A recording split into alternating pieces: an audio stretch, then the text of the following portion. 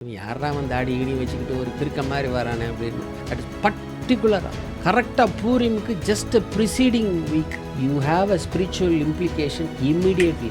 Immaterial யார் இருந்தாலும் சரி, எவனாக இருந்தாலும் சரி, கிறிஸ்தவனாக இருந்தாலும் சரி, முஸ்லீம்ஸாக இருந்தாலும் சரி, எவனாக இருந்தாலும் சரி, படுவாய் இப்போ எல்லாரையும் கொள்றான் pastor.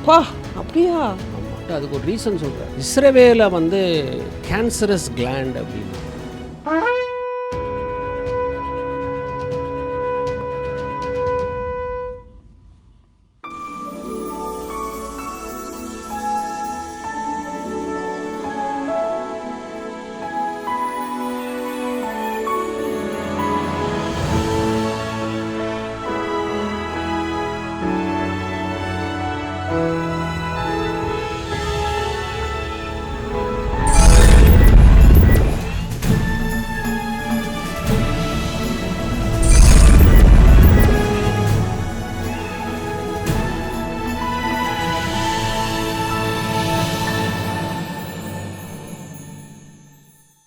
Shalom, praise the Lord. Praise the Lord. உங்கள் யாவருக்கும் கர்த்தராகிய இயேசு கிறிஸ்துவின் நாமத்தினாலே பரலோக வாழ்த்துதல். மறுபடியுமாக இன்னொரு எபிசோட் ஆஃப் வாய்ஸ் இன் த வில்டர்னஸ்க்கு அன்போடு உங்களை வரவேற்கிறோம். கடைசி நாட்களில் மாம்சமான யாவர் மீதும் நான் வல்லமையாக இறங்குவேன் பரிசுத்த ஆவியானவர் சொல்லியிருக்கிறார். இது உண்மையிலே இது பரிசுத்த ஆவியானவருடைய அசைவாடுதல் அதிகமாய் காணப்படுகிற ஒரு காலங்களில் இருக்கிறோம். அதான் கடைசி காலங்கள். அதனால தான் நம்மளை இந்த வாய்ஸ் இன் த வில்டர்னஸ், ஏன்னா ஜான் த பேப்டிஸ்ட் வந்து he was a voice in the wilderness before the coming of the Messiah. வழியை ஆயத்தப்படுத்துகிறதுக்கென்று வந்தார். அந்த மாதிரி நம்மளுடைய இந்த வாய்ஸ் இன் த வில்டர்னஸ் சீரீஸ் வந்து அநேகருக்கு பரிசுத்த ஆவியான நாட்களுக்குள்ள இல்லை வருகை நாட்களுக்குள்ளே ஆயத்தப்படுத்துகிறது ஏதுகரமாக இருந்திருக்குன்னு நினைக்கிறீங்களாப்பா? ஏன்னா 8 எபிசோட்ஸ் முடிச்சிருக்கிறோம். உபாகமத்தின் புஸ்தகம் 29 சொல்லுது, மறைவானது கர்த்தருக்குரியவைகள்.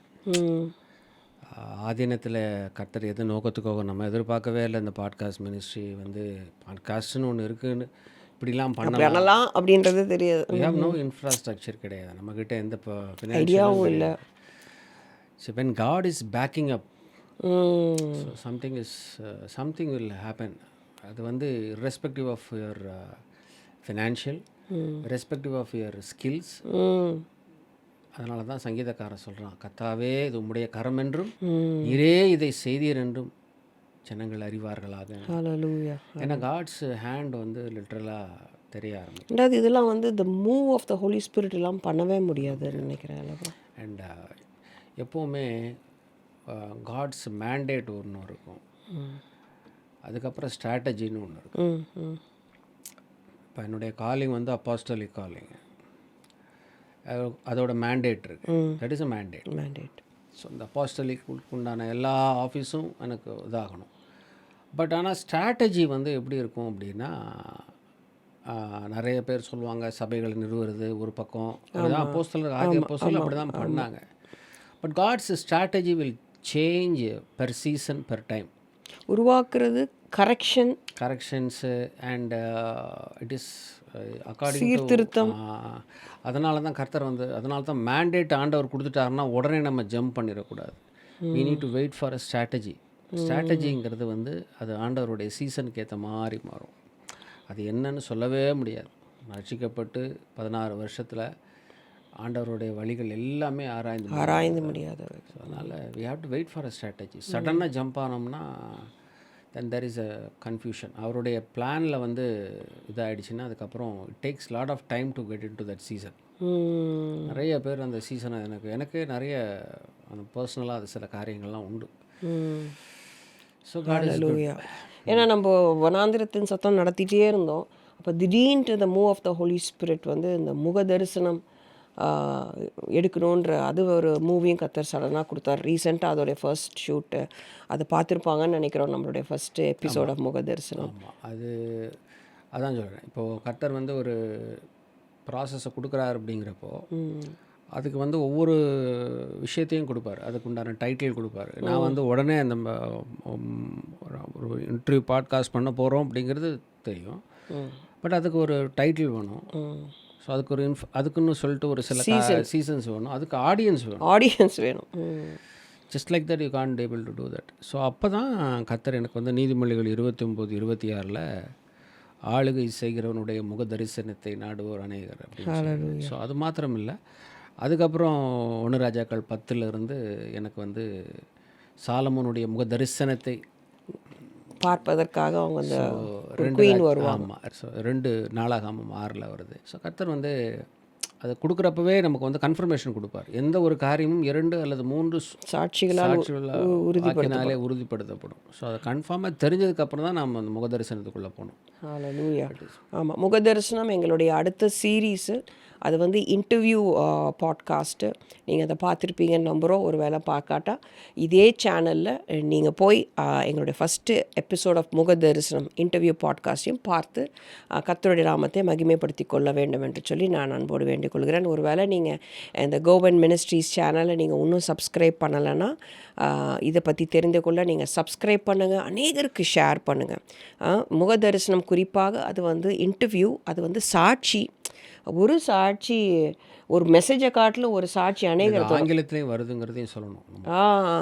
Audience with ruler. அப்போ ஃபுல் ஃப்ளெஜ். ஆமாம், இட் கோஸ் பியாண்ட் தமிழ்நாடு. அதுக்காக Tamil speaking audience, Tamil speaking ஆடியன்ஸுக்கு நான் பேசுவேன். ஆங்கிலத்தில் வர்றப்ப நீ audience with ruler, audience with ரூலருங்கிறதுக்கு நீ ஃபுல்லாக you'll be the host for it. Glory to Jesus, for the glory of God. இதுதான் கர்த்தருடைய திட்டம். அதனால் தொடர்ந்து இந்த சேனலை நீங்கள் சப்ஸ்கிரைப் பண்ணி பாருங்கள். குறிப்பாக நம்ம இந்த வனாந்திரத்தின் சத்தம் இது 9th எபிசோடில் ஒவ்வொருத்தரும் கேட்குறாங்க, எப்படி தான் இந்த டைட்டில்லாம் நீங்கள் எடுக்கிறீங்க?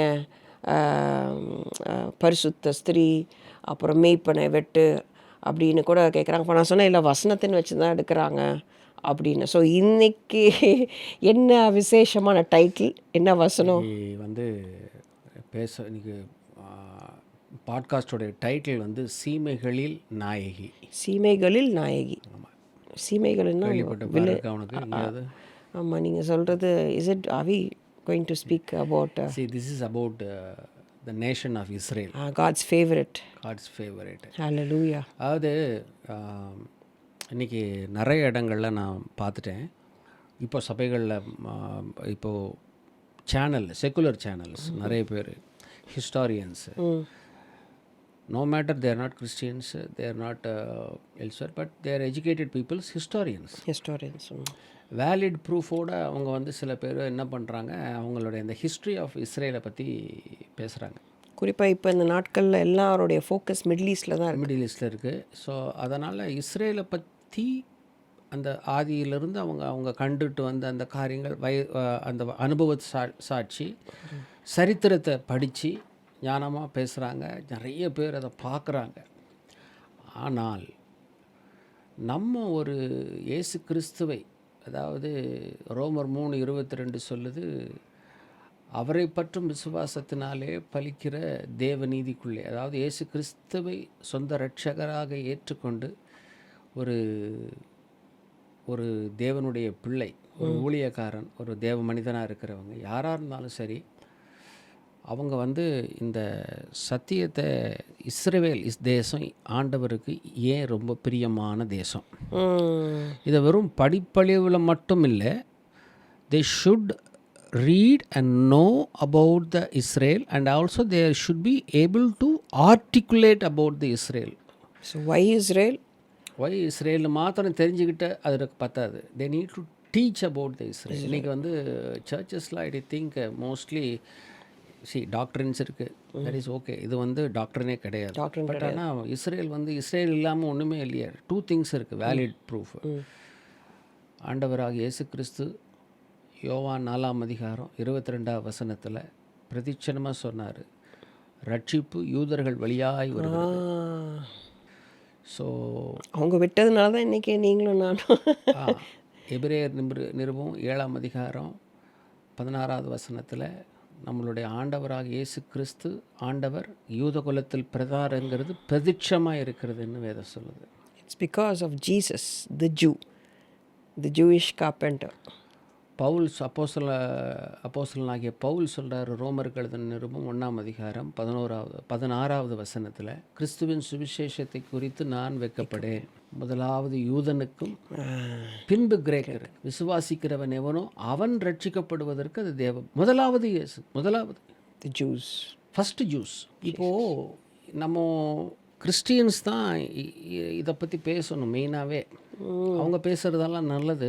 நிறைய பேர் ஹிஸ்டாரியன்ஸ் பேசுகிறாங்க, ஜேர்னலிஸ்ட் பேசுகிறாங்க, அதெல்லாம் okay. But they doesn't know the spiritual implication of Israel.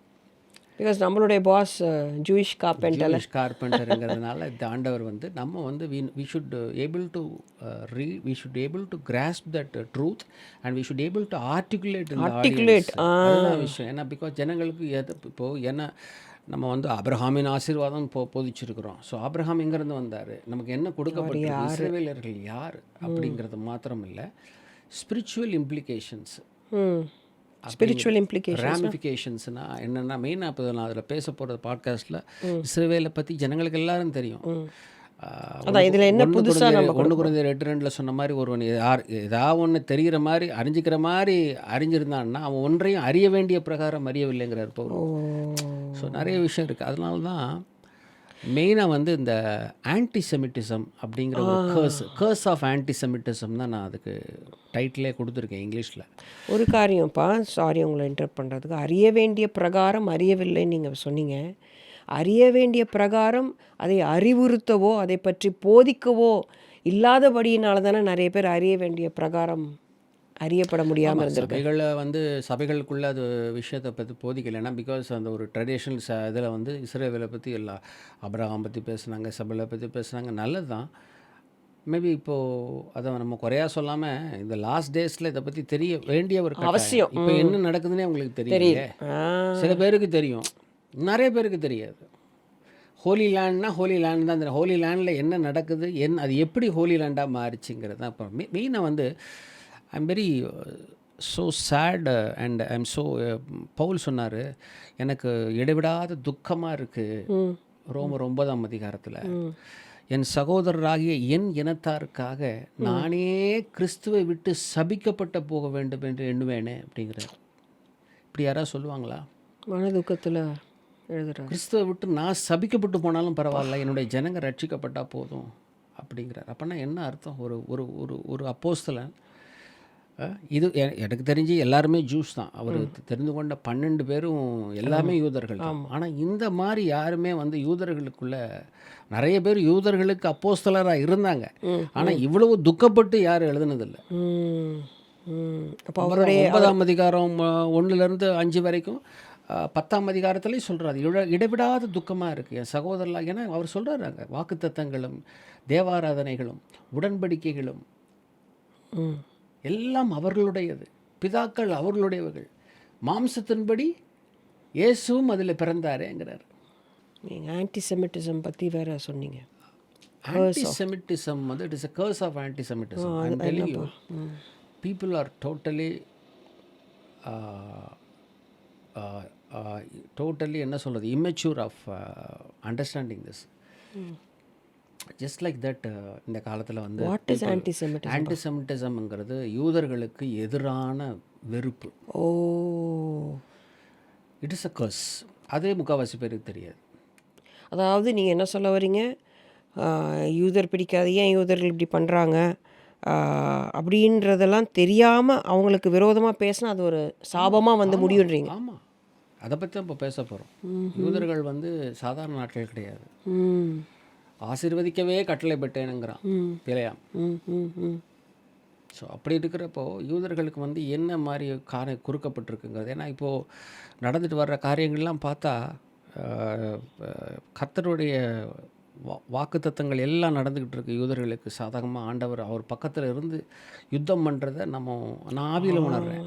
ஒரு தேவ மனுஷனாக என்னால் உணர முடியுது. 2 காரணம் சொன்னேன் நான் வேதத்தில். ஆனால் என்னுடைய தனிப்பட்ட அனுபவத்தில் நான் ஹோலி லேண்டுக்கு போகும்படி ஆண்டவர் கிருபை கொடுத்தாரு. அப்போது போயிட்டு வர்றப்போ எனக்குள்ளே ஏற்பட்ட மாற்றங்கள், அங்கே நான் சந்தித்த பல காரியங்கள், இங்கே வந்ததுக்கப்புறம் அங்கே ஜனங்கள் பேசுகிற பேச்சு முக்கால்வாசி இதை அறியாதப்போ மற்ற தீவிரவாதிகள் மற்ற பேர் இஸ்ரவேலரை குடிச்சு பேசுகிறாங்க, அது வேறு விஷயம். அது வந்து அவங்களுக்கு அறியலை. There is at is a curse. அது வேறு மாதிரி ஆண்டவர் டீல். இயேசு கிறிஸ்துவை அறிந்த கிறிஸ்தவர்களே ஒரு மாதிரி சர்க்காசமாக அவங்கள பேசுகிறது. உதாரணத்துக்கு ஃபார் எக்ஸாம்பிள் நான் சொல்கிறேன், இப்படி லாஸ்ட்டு ஒரு ஜான்வரி 2026 ஜான்வரி 2026 நியூயார்க்கில் 31 hate crimes against Jews. Hate crime அவங்கள வெறுக்கிறதுனால ஹேட் கிரைம்ஸ் அகெயின்ஸ்ட் ஜூஸ் நியூயார்க்கில். ஏன்னா நியூயார்க்கில் தான் ப்ரிடாமினண்ட்டாக ஜூஸ் இருக்காங்க, ஆர்த்தோடாக்ஸ் ஜூஸ். 7.5 மில்லியன்ஸ் இருக்காங்க. டோட்டல் பாப்புலேஷன் ஆஃப் அமெரிக்காவில் கிட்டத்தட்ட ஐ திங்க் 2%, 2.4% அவங்க தான் மெஜாரிட்டியாக இருக்கிறாங்க. ஆனால் every people are very multi millionaires. See what is the purpose of hating Jews? என்ன reason? 31 hate crimes only in January 2026. இப்போ February, March, we are in April. எங்கே போனாலும் இந்த யூதர்கள் பிஎட் இன் அமெரிக்காவோ இல்லை அவங்க சொந்த நாட்டிலையோ இல்லை வேறு எந்த நாட்டில் இருந்தாலும் அவங்களுக்கு கர்த்தருடைய விசேஷம் நினைக்கிறேன். அவங்களுடைய ஞானம், அவங்களுடைய கண்டுபிடிப்பு, அவங்க பண்ணுற சில காரியங்கள்லாம் ரொம்ப யுனிக்காக இருக்குதே. அது கர்த்தர் வந்து அவங்கள அழைச்ச விதம், அவங்கள ஆசீர்வதித்த விதம், இதெல்லாம் தெரியாமல் தான் நம்ம கிறிஸ்துவர் வட்டாரத்துலேயும் சில பேர் அதை குறித்து அறியலை. அதுதான் பண்ணுறாங்க. ஆனால் அப்படிப்பட்டவங்களுக்கு தான் அதை குறித்து நம்ம இப்போ பேசுகிறதுக்காக தான் இதை நம்ம ஆரம்பிக்கிறோம். ஆன்டி செமிட்டிசம் அப்படிங்கிறது இப்போ நடந்துகிட்டு இருக்கிற ஒரு காரியம் கிடையாது. சரி, ஹிட்லர் டிக்டேட்டர், சர்வாதிகாரி, என்ன வந்து யூத ஜனங்கள் மேலே என்ன கண்டான்னு சொல்லிட்டு கிட்டத்தட்ட ஒரு 6 மில்லியன் ஜூஸ், 60 லட்சம் யூதர்களை கொல்றதுக்கு என்ன நடந்திருக்கும்? எந்த வருஷம்? 1940s, வேர்ல்டு வார் அந்த டைமில் he has exterminated almost 60 lakhs Jews. அதான் அந்த ஹாலோகாஸ்ட். அந்த ஹாலோகாஸ்ட்டுங்கிறது வந்து போலாண்டில் வந்து இந்த அவுஷ்விட்ஸ்ன்னு சொல்லிட்டு பிகர்னோன்னு சொல்லிட்டு ஒரு இடம் இருக்குது. அந்த இடத்துல டெத்து கேம்ப், அது எக்ஸ்டர்மினேஷன். அதை ஆக்சுவலாக பார்த்தீங்கன்னா அங்கே வந்து கன்ஃபைன் பண்ணி ஒரு பக்கம் இருக்குது, அங்கே வந்து டெத்து கேம்ப்னே வச்சுருந்தான். அதாவது எப்படின்னா யூதர்களெல்லாம் கூட்டிகிட்டு வந்து அவங்க தலையில் இருக்கிற முடியெல்லாம் சிரைச்சி, இன்க்ளூடிங் லேடிஸையும் சரி ஜென்ஸையும் சரி எல்லாரையும் சிரைச்சி, குழந்தைகள் மேற்கொண்டு அவர்களை பட்னி போட்டு. இப்போ அந்த ஃபோட்டோலாம் இப்போ நான் காட்ட போகிறேன், அதில் பார்ப்பாங்க இதில் வீடியோவில். அவங்கள அப்படியே வந்து கொஞ்சம் கொஞ்சமாக ஐசோலேட் பண்ணி அவங்கள இடுக்கத்தில் படுக்க வச்சு அவங்கள கடினமான வேலையை சுமத்தி லாஸ்ட்டில் அவங்கள வந்து முடியெல்லாம் எடுத்துகிட்டு போய் அந்த முடியை எடுத்து வச்சு மில்லியன்ஸ் கணக்கில் அந்த முடி இருக்கும், அதை எடுத்துகிட்டு வந்து அதை பிஸ்னஸ் பண்ணுற அந்த முடியெல்லாம் வச்சு இவங்களை வந்து கேஸ் ஓவனில் குளிக்க போகிறீங்க இப்போ நீங்கள் அப்படின்னு சொல்லி அவங்க ட்ரெஸ் எல்லாம் கழட்டி அவங்க நிற்க வச்சுட்டு கொஞ்சம் நேரத்தில் அதை ஓப்பன் பண்ணுறாங்க. அந்த கேஸ் வந்து அப்படியே 20 லட்சம் பேர் அப்படியே அள்ளிட்டு உள்ளே போயிடும். அவ்வளோ ஒரு வெறுப்பையே யூதர்கள் மீது. இட் இஸ் எ ஸ்பிரிட்டுமா, இட் இஸ் எ ஸ்பிரிட். ஒடுக்கின மாதிரியே இருக்கு. அதே தான் 6 millions of Jews, 6 million without the cause. But ஆனால் கர்த்தர் எவ்வளவுக்கு அவ்வளவு அவர்களை ஒடுக்கினார்களோ அவ்வளோக்கு அவ்வளவாய் அவர்கள் பெருகினார்கள். இன்னைக்கு அவங்க ப்ரிடாமினண்ட்டாக இருக்காங்க அப்படின்னா அது ஏங்கிறத ஜனங்க விளங்கணும். எதிராளிகள் முதல்ல விளங்கணும். யூதர்களை வெறுக்கிற ஒரு கூட்டம் இருக்காங்க இல்லையா, அவங்க விளங்கிக்கணும். ஆவிக்குரிய போராட்டம். God is on their side. எந்த சீடையும் அவங்க அவ்வளோ ஈஸியாக நசுக்க முடியாதுங்கிறதுக்கு அவங்களுடைய இன்னைக்கு இன்வென்ஷன் காட் சீடு. அதுதான் இன்னைக்கு இந்த கர்ஸ் ஆஃப் ஆன்டிசெமிட்டிசம். இட் இஸ் என்ன பிரச்சனை அப்படின்னா, எப்படி வந்து பிளட் லைன் கர்ஸோ அந்த மாதிரி ஆன்டிசெமிட்டிசம் இஸ் பிளட் லைன் கர்ஸ்.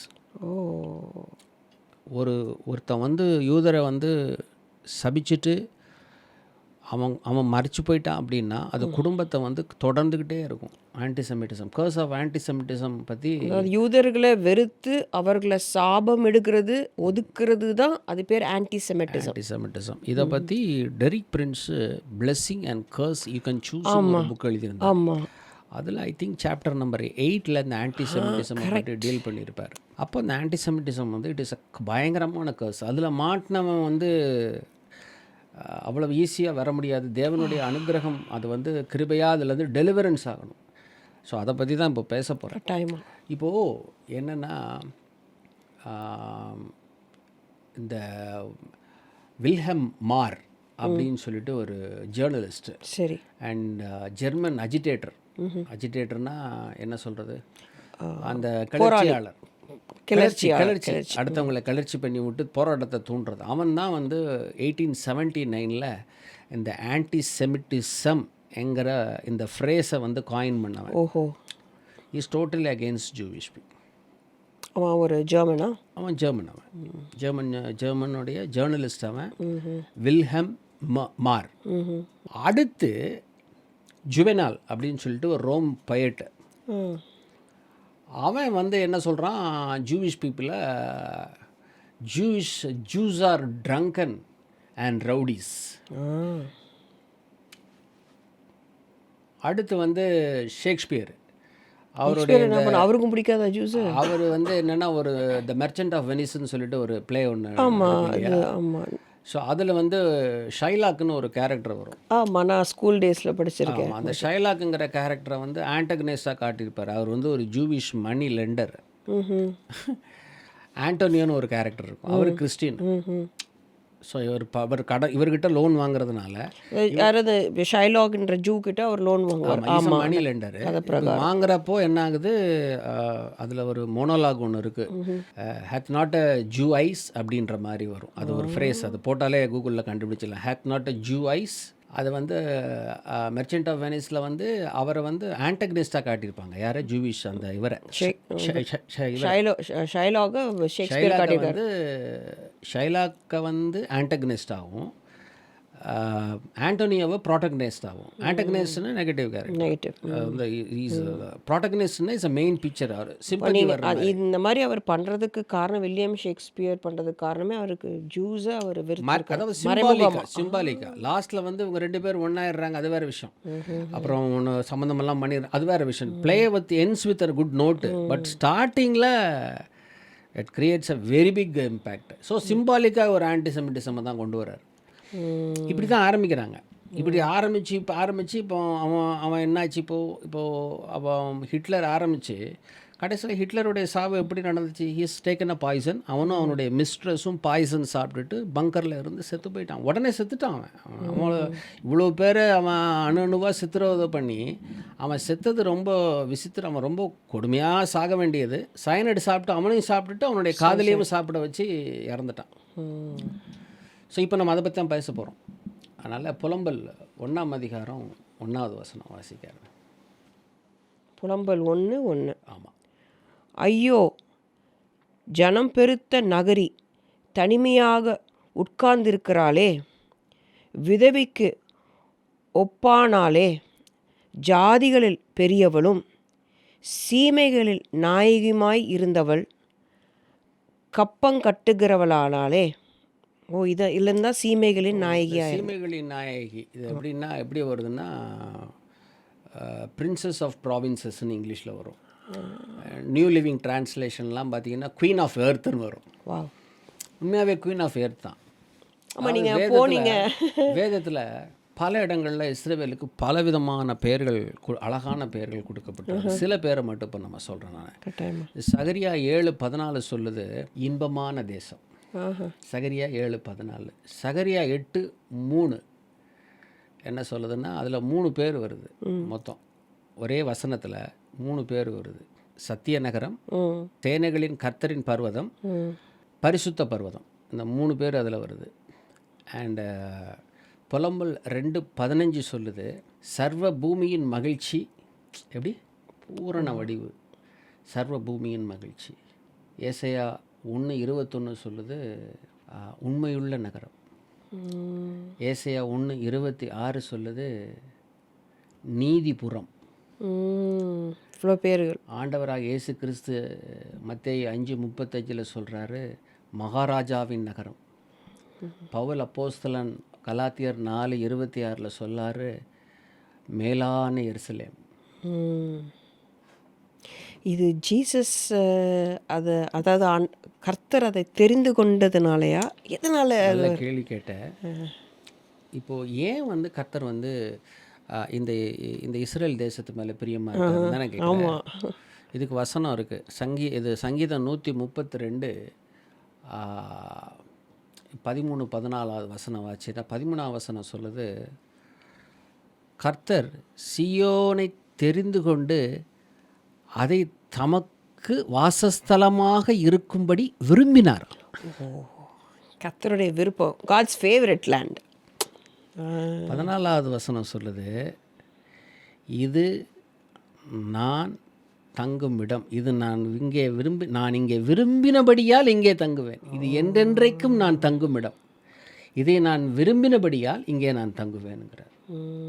இதை தான் நிறைய இடத்துல நம்ம இந்த வீடெல்லாம் டெடிகேஷன் பண்ணுறப்போ இந்த வசனத்தை கொடுப்பாங்க. 132, 13, 14 கொடுப்பாங்க.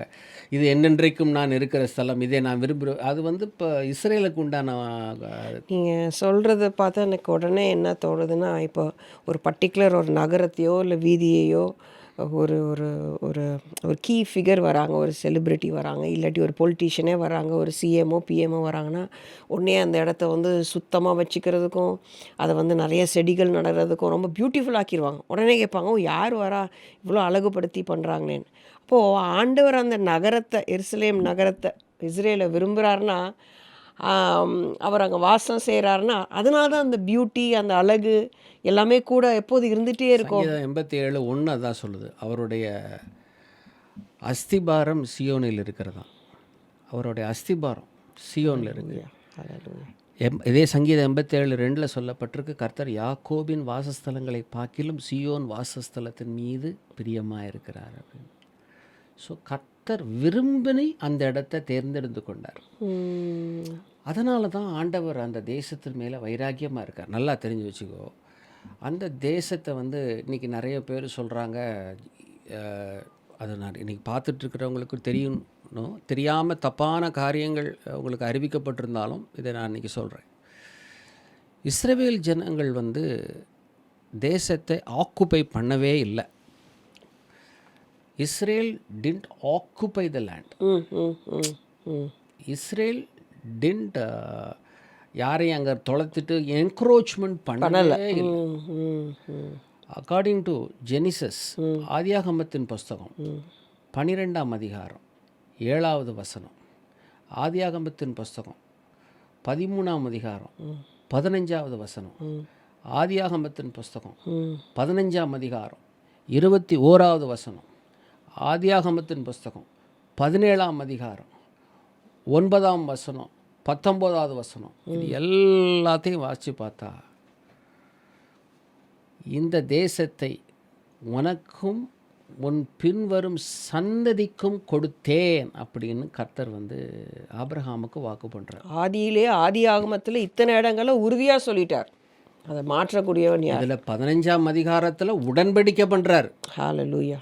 உனக்கும் உன் சன்னதிக்கும் இந்த இடத்தை கொடுத்தேன், டண்டீலாகவே கொடுத்துட்றேன். இப்போ land gifted for his people. Yes. So that அதனால் வந்து யாருமே வந்து இந்த இடத்த வந்து ஆக்குபை பண்ணிட்டாங்கன்னு சொல்ல முடியாது. ஈவன் குரானில் இஸ்லாமியர்கள் கூட குரானில் வந்து குரான் 5:21 26 அல் மைதா, சூரா அல் மைதான்னு சொல்லுவாங்க. அதில் சொல்லப்பட்டிருக்கு, பானி Israel get into the land அப்படின்னு. இஸ்ரேல் ஜனங்களே போங்க உங்கள் தேசத்துக்குள்ளே.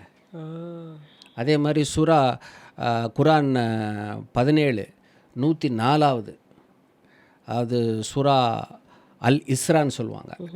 அதில் சொல்லப்பட்டிருக்கு, இந்த தேசத்தை நீங்கள் குடியிருந்து சுதந்திரித்து கொள்ளுங்க. ஸோ இஸ்லாமியர்கள் வந்து தேர் கிளியர் அபவுட் த குரான் கிளியராக சொல்லப்பட்டிருக்கு. இன்னொரு விஷயம், இன்றைக்கி நான் ரீசெண்டாக நேற்று தான் நினைக்கிறேன் இதை பார்த்தேன். ஒரு பர்டிகுலர் பர்சன், அவர் ஜூவா யாருன்னு தெரில, இந்த மாதிரி அந்த லேண்டுக்கு வர ஃபாரினர்ஸ் எல்லாம் சும்மா சில கொஸ்டின்ஸ் கேட்குறாரு. நிறையா விசிட்டர்ஸ் இருக்கிறாங்கள்ல இஸ்ரேலுக்கு.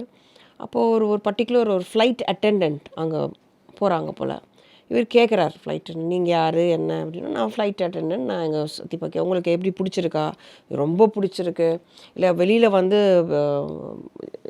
இஸ்ரேலை பற்றி தப்பாலாம் ப்ரெடிக்ட் பண்ணுறாங்களே, நீங்கள் என்ன பார்க்குறீங்க? அவங்க வந்து சொல்கிறாங்க, ரொம்ப பீஸ்ஃபுல்லான இடம், எல்லாம் ஒருமித்து வாசம் பண்ணுகிற இடம். அப்போ வந்து அவர் கேட்குற, என்ன ஒருமித்து வாசம் பண்ணுகிற இடம்னு சொல்கிறாங்களே, வெளியில் வந்து நீங்கள் சொல்கிற மாதிரி இஸ்லாமியர்களும் இவர்களும் வெவ்வேறு விதமாக காட்டப்படுறாங்க, சண்டை போடுற மாதிரி காட்டப்படுறாங்கன்னா, இல்லை, இந்த லேண்டில் என்னுடைய ஃப்ரெண்டே வந்து ஒரு இஸ்லாமியர் தான், ஒரு அரபியர் தான், அவர்லாம் இந்த இந்த ஊர்க்காரர் தான், அவர் வந்து இஸ்ரேலி தான், அவர் எல்லாருமே ஒருமித்தான வாசம் இஸ்ரேலி பண்ணுறாங்க. அரேப்ஸ் எல்லாமே வந்து இஸ்ரேலோட ஐடிஎஃப் இப்போ இஸ்ரேல் டிஃபென்ஸ் ஃபோர்ஸ்லேயே அவங்க இருக்கிறாங்க.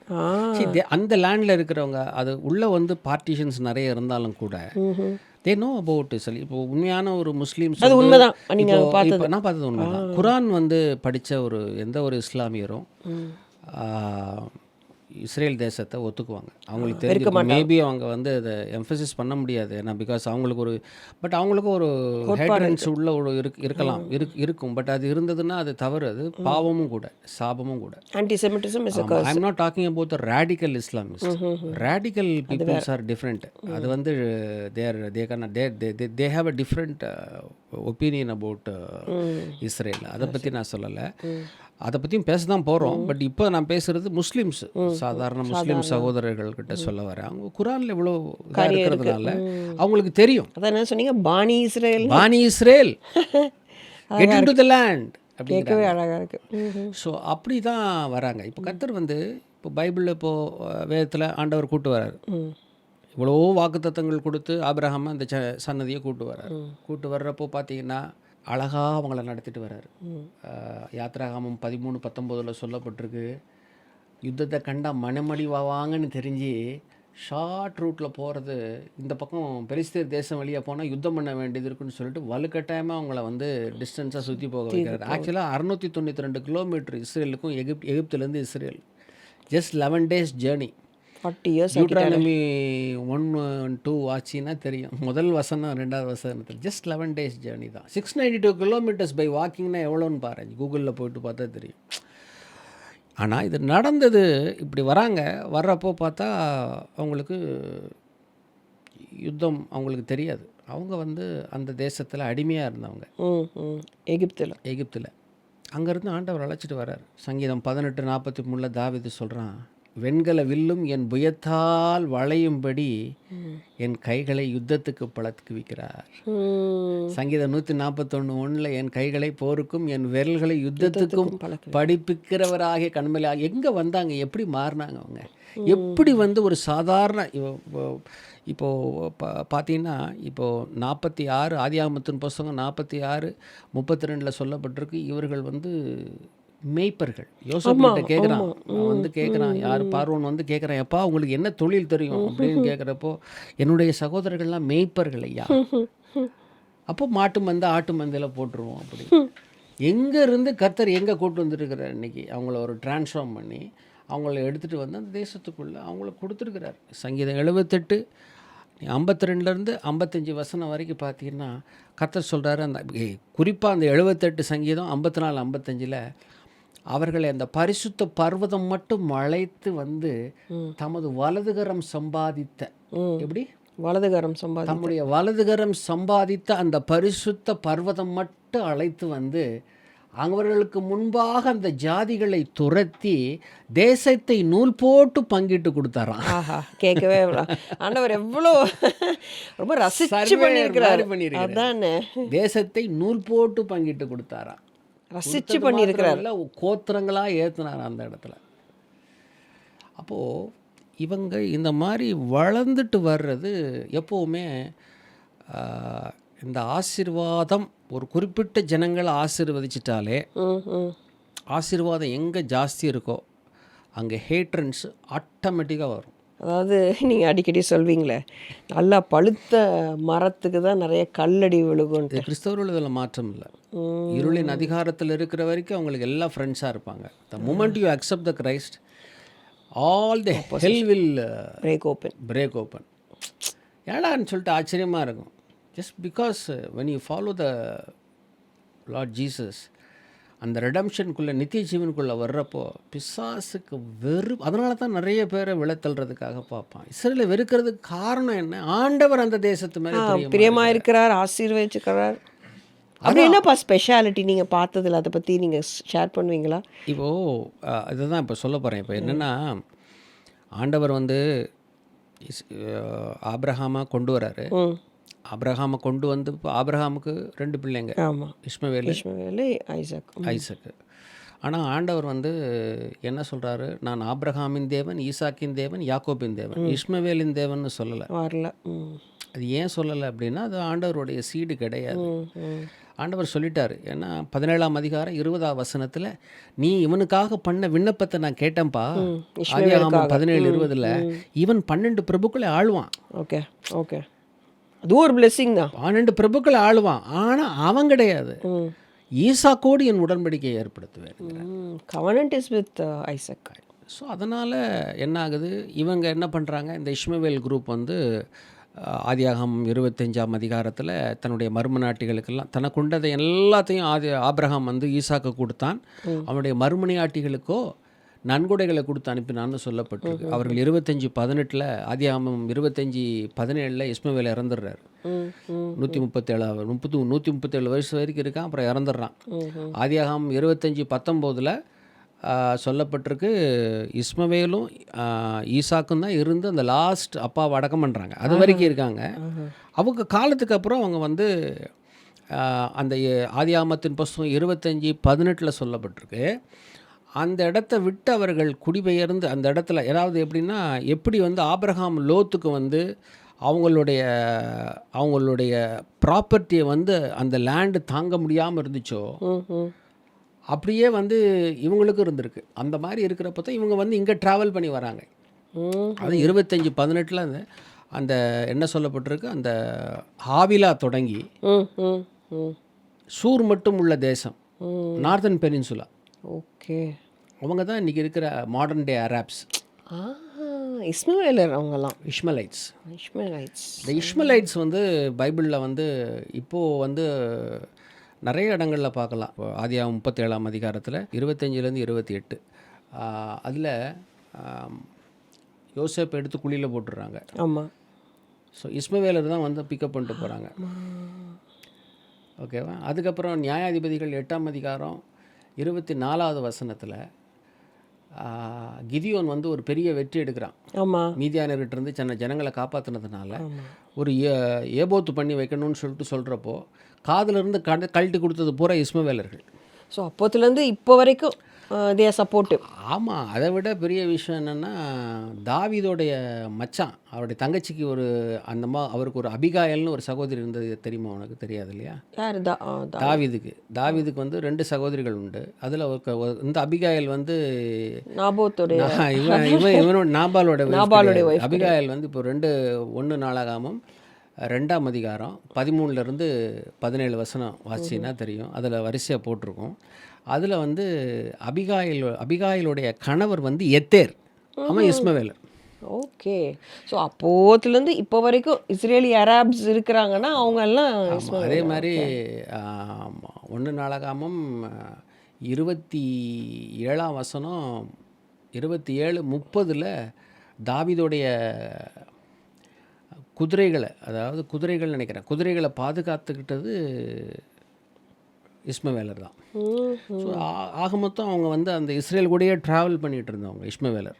அப்போ இவங்க இந்த மீதியானியர்னு நீங்கள் சொன்னோன்னு எனக்கு டக்குன்னு மோசேயோடைய மாமனார் இன்டர்சேஞ்சபிள் அவங்களும் இருக்காங்க அதில். பட் அவங்க எக்ஸாக்டாக கிடையாது. அவங்க வேறு டோட்டலாக அவங்க இந்த கிளான் கிடையாது. அவங்களும் தான், பட் இங்கே கிளான் கிடையாது. இப்போ என்னென்னா, இப்போது அராப்ஸ் எல்லாம் முஸ்லீம்ஸ் தான். ஆமாம். But not all the Muslims are Arabs. ஆனால் நீங்கள் சொல்கிற அராப்ஸ் முஸ்லீம்ஸ் வந்து இந்த Ishmaelites. So they are not against northern peninsulas. அவங்க வந்து தே வேர் அகேன்ஸ்ட் இவங்க தான். அவங்க ஸ்டார்டிங்கில் 1948லலாம் அவங்க வந்து இஸ்ரேலுக்கு விரோதமாக நிறைய போர்லாம் பண்ணவங்க தான்.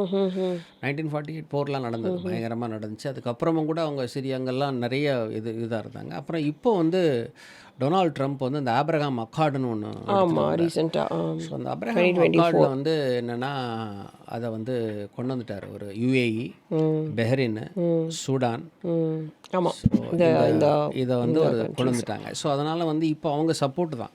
பட் ஆனால் பயந்தவங்க அந்த நாட்கள்லேருந்து நாட்கள் வரைக்கும் அவங்க பயந்த ஆட்கள். நல்லா தெரிஞ்சு வச்சுக்கோ. கர்த்தர் அங்கேருந்து கூப்பிட்டு வர்றார். இஸ்மவேலை செட்டில் பண்ணியாச்சு. சரி, இஸ்மவேலுக்கு கதை தெளிவாச்சு. அதுக்கப்புறம் பார்த்தா இப்போது ஈசாக்குடைய பசங்க 2 பேர். யார்? ஒருத்தன் யாக்கோபு. கர்த்தர் வந்து கரெக்டாக பண்ணார். ஆனால் கர்ப்பத்தில் இருக்கிறப்பவே ரெபெக்காள் போய் கேட்குறா. உள்ளே வந்து குழந்தைகள் ஒன்றோடு ஒன்று மோதிக்கிட்டு இருந்துச்சான். கன்டென்ஷன்ஸ் உள்ளே ஆரம்பிச்சிருச்சு சண்டை.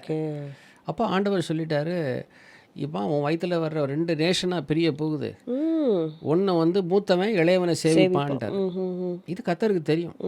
அதே மாதிரி மல்கியா 1ஆம் அதிகாரம் 2-3 வசனத்தை சொல்கிறாரு. கர்த்தர் நான் ஏசாவை வெறுத்தேன், யாக்கோபை சிநேகித்தேனுங்கிறார். ரோமர் 9:13 அதை பவுல் அதை கோட் பண்ணுறாரு. ஏன் ஆண்டவர் வெறுத்தாருங்கிறதுக்கு காரணம் கிளியராக தெரிஞ்சிருச்சு. ஆதியாகமத்தின் புஸ்தகம் 25:34 ஒரு வேளை சாப்பாட்டுக்காக தன் புத்திர ஸ்வீகாரத்தை வித்துட்டான். மெஸ் ஆஃப் அ பாட்டேஜ்னு போட்டாலே அவன் தான் வரான் அன்றைக்கி. ஜஸ்ட் ஃபார் அ பாட்டேஜ், ஒரு ஒரு ஒரு சும்மா ஒரு கூழுக்கு இதுக்கும் ஆசைப்பட்டு. அதனால தான் எபிரேயர் நிருபத்தில் எழுதின ஒரு 12ஆம் அதிகாரம் நீ 16-17 வசனம் வாசின்னா, ஏசாவை போல சீர்கெட்டவனாக இருந்துடாதீங்கப்பா. ஒருவேளை போஜனத்துக்காக தன்னுடைய இதை விற்று போட்டான். அதுக்கப்புறம் அவன் கண்ணீர் விட்டு கதறியும் மனம் மாறுதலை காணாமல் போனான். மனம் மாறுதல் அவனுக்கு வரவே இல்லை கடைசி வரைக்கும். ஸோ அவனும் ரூல்ட் அவுட்டு. இப்போ இவங்க மோனோபாலியாக இருக்கிறாங்க இஸ்ரவேலர். இப்போ இங்கே ஒரு பைஃபிகேஷன் நடக்குது. சரி. அது வந்து எனக்கு எப்போ ரொம்ப ஆச்சரியப்பட்டேன் அப்படின்னா, உபாகமத்தின் புஸ்தகம் 32:8 உன்னதமானவர் ஜாதிகளுக்கு சுதந்திரங்களை பங்கிட்டு ஆதாமின் புத்திரரை வெவ்வேறாய் பிரித்த காலத்தில் இஸ்ரவேல் புத்திரருடைய தொகைக்கு தக்கதாய் சர்வ ஜனங்களின் எல்லைகளை திட்டம் பண்ணினார். இதுதான் ஆதாமின் புத்திரரை. இப்போது ஆதாமின் புத்திரர்னு தமிழில் சொல்லப்பட்டிருக்கு. இங்கிலீஷில் வந்து சன்ஸ் ஆஃப் காடுன்னு வருது ESVயில். சரி. இப்போ இவங்க சன்ஸ் ஆஃப் காடுங்கிறப்ப இங்கே தான் வந்து 32:8 வந்து ஒரு அருமையான ஒரு இது கொடுக்குறார். ஒரு டாக்டர் மைக்கேல் ஹெய்சர் அப்படின்னு சொல்லிட்டு, ஹெய்சர்னு சொல்லிட்டு, ஹீஸ் MA ஏன்ஷியன்ட் ஹிஸ்ட்ரி அவர் படித்த படிப்பு. MA ancient history, PhD in Hebrew Bible and Semitic language. Brilliant mind. ஹிஸ்டாரியனா தியாலஜியன், ஹிஸ்டாரியன் எல்லாம். அண்ட் செமிட்டிக்ஸ் படித்தவர். ஹீப்ரூவை பிரித்து மேஞ்ச மனுஷன். அவர் went to be with the Lord because of cancer. 60ல் இறந்துட்டார். 2000 பரிஸ் 60 வயசில் இறந்துட்டார். அவருடைய என்ன சொல்லுவாங்க, மேக்னம் ஆப்பஸ்ன்னு சொல்லுவோம்ல, அவருடைய மாஸ்டர் பீஸ். அது அன்சீன் ரெல்ம்னு சொல்லிட்டு ஒரு அருமையான புக் எழுதியிருந்தார். அன்சீன் ரெல்மு, அதுக்கப்புறம் பார்த்தீங்கன்னா ரிவர்சிங் ஹெர்மோன், அதுக்கப்புறம் சூப்பர் நேச்சுரல், அதுக்கப்புறம் டீமன்ஸ், அதுக்கப்புறம் ஏஞ்சல்ஸு. அவர் என்ன சொல்கிறாரு, ஈவன் பிஃபோர் இந்த இஸ்ரேல் தேசம் இன்வென்ட் பண்ணுறதுக்கு முன்பாகவே என்ன நடந்திருக்குங்கிறத சொல்கிறார். 11ஆம் அதிகாரம் 1-9 வரைக்கும் கர்த்தர் வந்து அந்த மனுபுத்திரர் கட்டுகிற நகரத்தை போய் கர்த்தர் பார்க்குறாரு பாபேல. தெரியுமா? 1-9 வரைக்கும் எப்படி போய் பார்த்தா, அவர்கள் வந்து நம்மக்கிட்ட வந்து செங்கலுக்கு பதிலாக கல்லுக்கு பதிலாக செங்கலும் நிலக்கீழும் இருக்குது, நம்ம வந்து கட்டுவோம், நம்ம எங்கேயும் பிரிஞ்சு போகாதபடிக்கு நம்மளுக்குள்ளேயே ஒரு ராஜ்யத்தை ஏற்படுத்திக்குவோம்னு சொல்லிட்டு இந்த குரூப் ஒன்று தனியாக பிரிஞ்சு வர்றாங்க. இந்த குரூப் யாருன்னா, இவங்க வந்து இதிலிருந்து வரல. இந்த கிளான் எங்கேருந்து வருதுன்னா, ஆதியாகமத்தின் புஸ்தகம் 10ஆம் அதிகாரம் 8-10 கூஷுன்னு ஒரு வம்சம் வருது. அந்த கூஷுடைய மகன் தான் நிம்ரோத். அந்த நிம்ரோத்து கர்த்தருக்கு முன்பாக பலத்த வேட்டைக்காரனாக இருந்தான்னு சொல்லப்பட்டிருக்கு. பலத்த வேட்டைக்காரன் கிடையாது, அவன் கர்த்தருக்கு விரோதமாக இருந்தான். That is what. இது எங்கேருந்து வருது இந்த கிளான், நிம்ரோதோட கிளான்? அதுதான் இந்த நிம்ரோத். இந்த 10 ஆதியாகமம் 10:8-10 வசனம் 10 வரைக்கும் வாச்சின்னா அவனோட இடம் தான் பாபேல். யாரோடது? நிம்ரோதோட இடம். ஸோ ஆண்டவர் என்ன பண்ணுறாரு, அங்கே இருக்கிற அந்த டோட்டலாக அந்த பாபேலை கட்டின ஆரம்பித்தாங்கல்ல ஒரு கூட்டம் ஜனங்கள், அங்கே வந்து அந்த பீப்புளை டோட்டலாக டிஸ்இன்ஹெரிட் பண்ணிடுறாரு. அவங்கள வந்து டோட்டலாக எடுத்துடுறாரு. ஆமாம் ஆமாம். எப்படி சொல்கிறேன் ஆமான்னு? ஏன்னா வந்து கர்த்தருடைய கோபம் வந்து வந்துடுதுல. பைபிளில் ரெக்கார்ட் பண்ணப்படலையே. எப்படி சொல்கிற நீ ஆமான்னு எந்த இது கான்ஃபிடன்ஸ்? அப்போ மேபி நான் ஏதாவது மெசேஜஸில் கேட்டிருப்பேன். கர்த்தர் அவங்கள வந்து வெறுத்தார். டிஸ்இன்ஹெரிட்டட் தேர், அவங்கள வந்து பூமியிலிருந்து சிதறி போக பண்ணினபடினால், பாஷைகளையும் பிரிந்து போக பண்ணி. பிரிந்து போக பண்ணான்னு வந்து அப்படி இல்லை, அவங்கள வந்து டோட்டலாகவே டிஸ்இன்ஹெரிட், அவங்களுடைய சுதந்திரத்தில் அவருங்க இல்லை. அது வழி போன அது அது அப்படியே போயிடுச்சு. அந்த கூட்டம் வந்து வேற, அது வேற. அது ஒரு தனியாக ஒரு பாட்காஸ்ட்டில் தான் பேசணும். இதுதான் வேற. இப்போ அதிலிருந்து ஆண்டவர் தெரிந்து கொண்ட ஜனம் தான் இந்த ஜிஸ்டர் ஜனங்க. அது போயிடுச்சு. அது டிஸ்இன்ஹெரிட் பண்ண ஜனம். யாரை சொல்கிறீங்க? அந்த பாபேலுடைய குரூப் பெரிய கூட்டம் பிரிஞ்சிருச்சு. ஆண்டவர் அதை ஃபில்டர் பண்றார். அதை தான் சொல்றாரு, இஸ்ரவேலை அவர்கள் ஆதாம் புத்திரரை பிரித்த பொழுது sons of God, they're all the sons of God. ஒரு கூட்டம் அங்கேயே எலிமினேட் ஆயிடுச்சு. ஈவன் பிஃபோர் ஆபிரகாம் வந்து பார்க்கறதுக்கு முன்னாலே இது நடந்துருச்சு. அதானே ஆதாம் புத்திரன்ல வருது. ஒரு கூட்டம் போயிடுச்சு அப்படி. ஸோ இந்த கூட்டத்தை தான் ஆண்டவர் கொண்டு வராரு. கொண்டு வந்தால் ஆண்டவர் பார் எவ்வளோ நல்ல ஒரு தேவன் பாரு. 2 தீமோத்தேயு 2:13 நாம் உண்மை இல்லாதவர்களாக இருந்தாலும் அவர் உண்மையுள்ளவராக இருக்கிறார். ஆபிரகாம் பண்ணிட்டான். அவனுக்கு 2 உபகாமத்தின் புஸ்தகம் 2 என்ன சொல்கிறாரு? 4-9 வரைக்கும், அப்பா ஏசா நீங்கள் வர்றதை பார்த்தா ஏசா பயப்படுவான், அவனுடைய நிலத்தில் ஒரு அடி கூட உங்களுக்கு கொடுக்க மாட்டேன் அப்படிங்கிறாரு. அப்புறம் கொஞ்சம் தள்ளி வெளியே 9 பார்த்தா, மோவாபியரை வருத்தப்படுத்தாத, அவன் இடத்துல ஒன்று கூட உனக்கு கொடுக்க மாட்டேன் அப்படிங்கிறாரு. கர்த்தர் என்கரேஜ் பண்ணுறவர் இல்லை, அதான் அவர் உடன்படிக்கையின் தேவன். அவங்களுக்கு கொடுத்தது வேற, நான் இருக்கேன் உங்களுக்கு, ஸோ அதெல்லாம் வேண்டாம், அப்படியே வாங்கப்பா அப்படிங்கிறார். ஆனால் இந்த ஏசா தான் ஏதோமியர்களுக்கு தகப்பன். அக்கார்டிங் டு எடோமைட்ஸ்ன்றாங்கல்ல, ஏதோமியருக்கு தகப்பன் அவன் தான். ஆதியாகமம் 36:1, ஆதியாகமம் 36:8 சொல்லுது, ஏதோமியர்களின் தகப்பன் ஏசா. ஓகே. அவங்ககிட்ட போயிட்டு நீங்கள் காசு பணம் கொடுத்து அவங்ககிட்ட வாங்கி சாப்பிடுங்கப்பா, அவங்ககிட்ட உங்கள் லேண்டெல்லாம் அவங்ககிட்ட சண்டைக்கு போகக்கூடாது நீங்கன்னு கர்த்தர் சொல்கிறார். ஆனால் எண்ணாகமத்தின் புஸ்தகம் 20:19 சொல்லி அனுப்புகிறாரு. எப்பா இஸ்ரேல் சொல்லி அனுப்புகிறான் அவங்ககிட்ட, மோசே சொல்லி அனுப்புகிறாரு. போய் சொல்லி அவங்ககிட்ட, நாங்கள் வந்து ராஜபாதையில் நடந்து போயிடுறோங்களே, கொஞ்சம் இடம் கொடுங்க, உங்கள்கிட்ட காசு பணம் கொடுத்து நாங்கள் வாங்கிக்கிறோம்ப்பா அப்படின்னா சண்டைக்கு வந்தான். யார்? ஏசாவுடைய புத்திரர்கள் இடம் கொடுக்கல, ஏதோமியர்கள், எடோமைட்ஸ். சரி அவங்ககிட்ட இருந்து வந்துட்டாங்க, சண்டை வேண்டான்னு சொல்லிட்டு. எவ்வளோ பேர் துரோகிகள் பாரு, வந்துட்டாங்க. அதுக்கப்புறம் பார்த்தீங்கன்னா மோவாபியர் ராஜா. மோவாபியர் யார்? லோத்தோடைய புத்திரர். ஆமாம். யார் அவன்? அந்த பையன் பாலாக்கு. ஆமாம். அவன் 22 24 வரைக்கும் அவன் பேலையாம கூட்டு வந்து ஒருபடி மேலே போய் சபிக்க சொல்கிறான். அண்ட் நீ இப்போ யோசுவா புஸ்தகம் 24:9 பார்த்தீங்கன்னா அவர்களோடு போர் செய்ய வந்தானே போட்டிருக்கு. இங்கே சொல்லலைல்ல, போர் செய்ய வந்தானே போட்டிருக்கு. இவ்வளவையும் தாண்டி ஆண்டவர் ஒரு கூட்ட ஜனத்தை தமக்குன்னு தெரிந்து கொள்றதுக்காக கொண்டு வந்து இந்த இடத்துல ஸ்தாபிக்கிறார். இங்கே ஸ்தாபித்து அவங்கள வேறு விட்டு பெருக பண்ணுறப்போ இந்த ஆன்டிசெமிட்டிசம் என்ன, இது வந்து இது நடக்கிறது, இந்த அவங்க மேலே ஒரு வெறுப்பு இந்த வெறுப்பு வரும்ன்றது ஆண்டவர் முன்னாலே அறிஞ்சார். இப்போ நீங்கள் இவ்வளோ எடோமைட்ஸ் ஆர் டிஃப்ரெண்ட் ஃப்ரம் இஷ்மலைட்ஸ். எஸ், இது ஒரு பெரிய ஒரு இஷ்மலைட்ஸ் வேறு, எடோமைட்ஸ் கண் திறப்பாக இருக்குது. ஆமாம். இப்போது ஆண்டவர் வந்து இது நடக்குங்கிறது, ஏன்னா அப்போஸ்தலர் நடவடிக்கைகள் 15:18 ஆண்டவருக்கு உலக தோற்றம் முதல் சகலத்தையும் ஆண்டவருக்கு அறியப்பட்டிருக்குன்னு சொல்லிட்டு வேதத்தில். ஆண்டவருக்கு என்ன சிருஷ்டிச்சவருக்கு தெரியாமல் இருக்குமா? நீ தாயின் வயிற்றிலேருந்து மீறுகிறவன் என்று நான் அறிந்திருக்கிறேன்னு சொன்னவர். நீ அங்கேருந்து நீ மீறுறவன்டான்னு எனக்கு தெரியும்.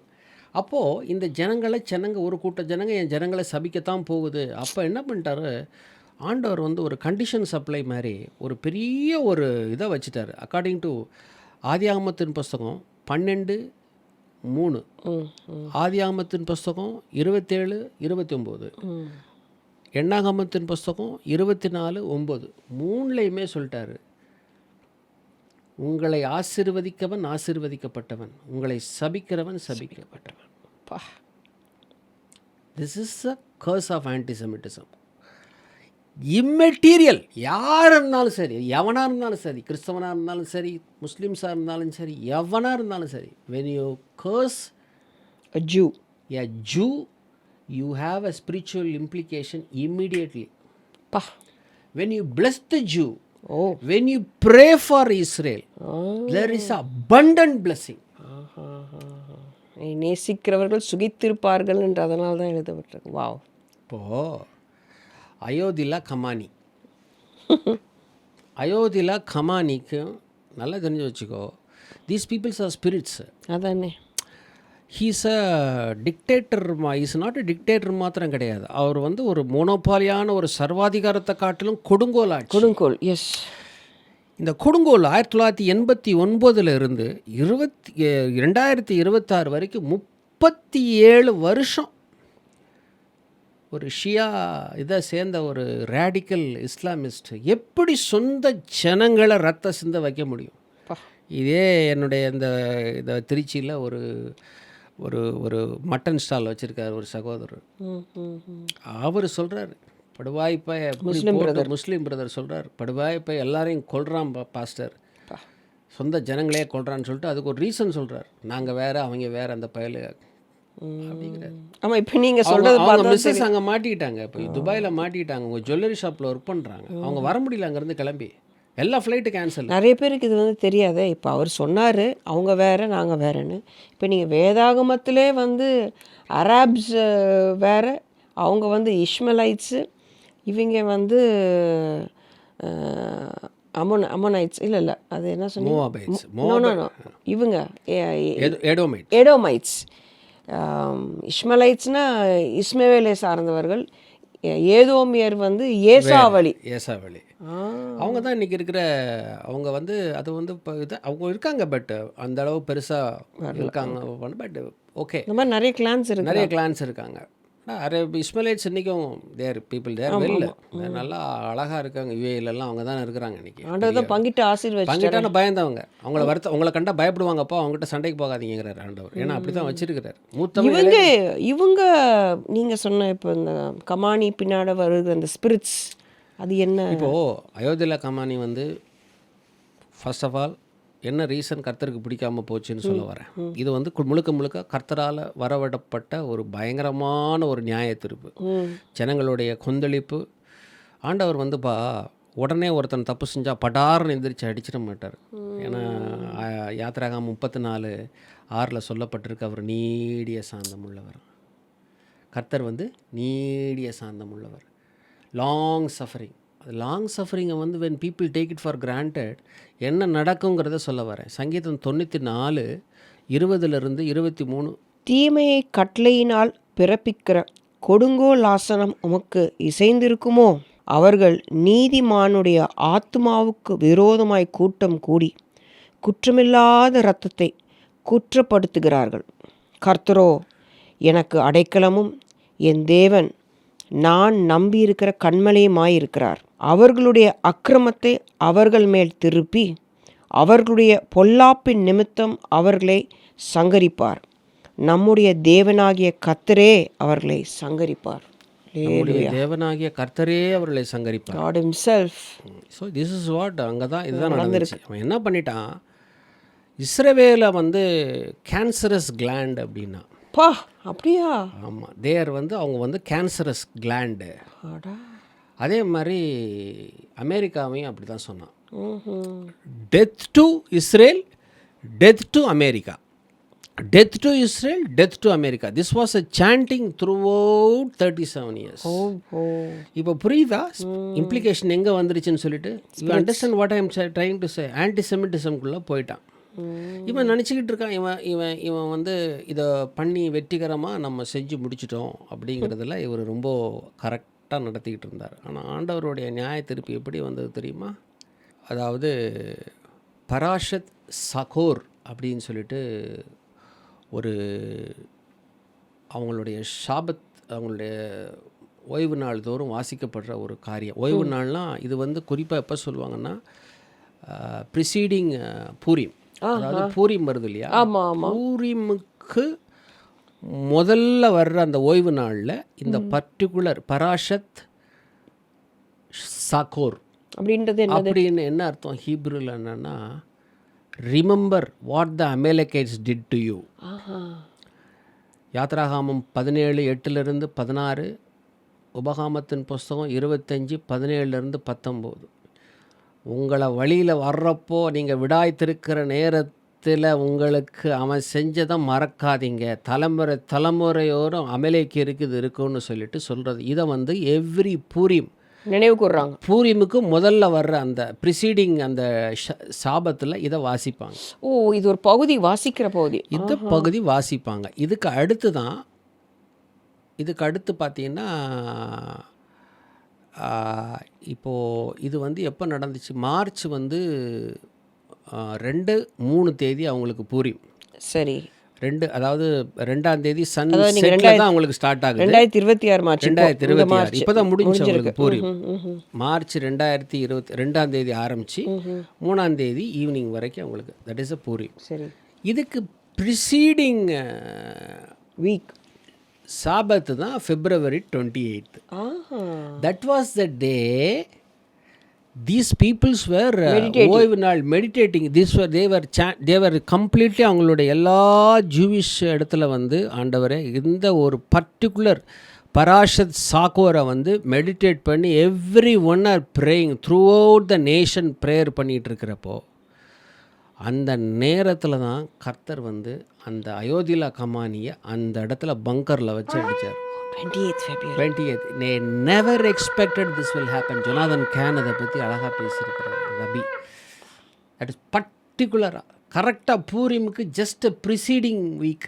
அப்போ இதெல்லாம் ஸ்பிரிட்ஸ் தான். நல்லா தெரிஞ்சு வச்சுக்கோ. ஆமோஸ் 9ஆம் அதிகாரம் 2-3.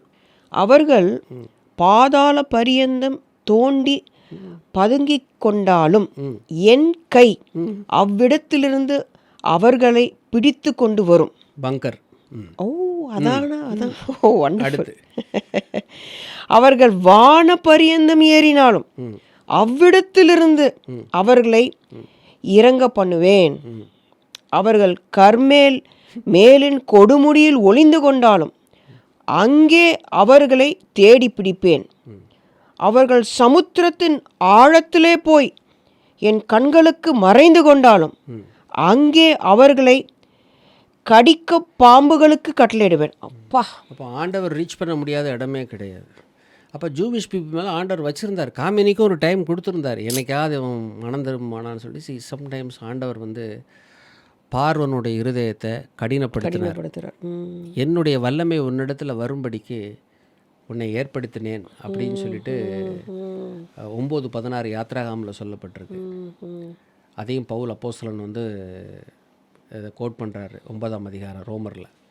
ஸோ கடினப்படுத்துகிறார். அதே மாதிரி சீகோனுங்கிற ஒருத்தனை வந்து கர்த்தர் வந்து கடினப்படுத்துகிறார். எப்படின்னா கர்த்தர் சொல்லிட்டாரு 2ஆம் அதிகாரம் உபகமத்தின் புஸ்தகம் 2ஆம் அதிகாரம் 24 சொல்கிறாரு, நீ சீகோனை உனக்கு கொட்ட ஒப்படைச்சிட்டேன், அமோரியர் ராஜா அவனை கொல்றதுக்கு உங்ககிட்ட சொல்லிட்டேங்கிறாரு. பட் ஆனால் 91 வருது. ஆமாம், இது வந்து எப்படி ஆனாலும் பாரு 26வதுல தெர் இஸ் a ஸ்ட்ராட்டஜி இருக்குது, வார் ஸ்ட்ராட்டஜி. இவன் என்ன பண்ணுறான், மோசே என்ன பண்ணுறாரு, பீஸ் ப்ரப்போசல் கொண்டு போகிறார்.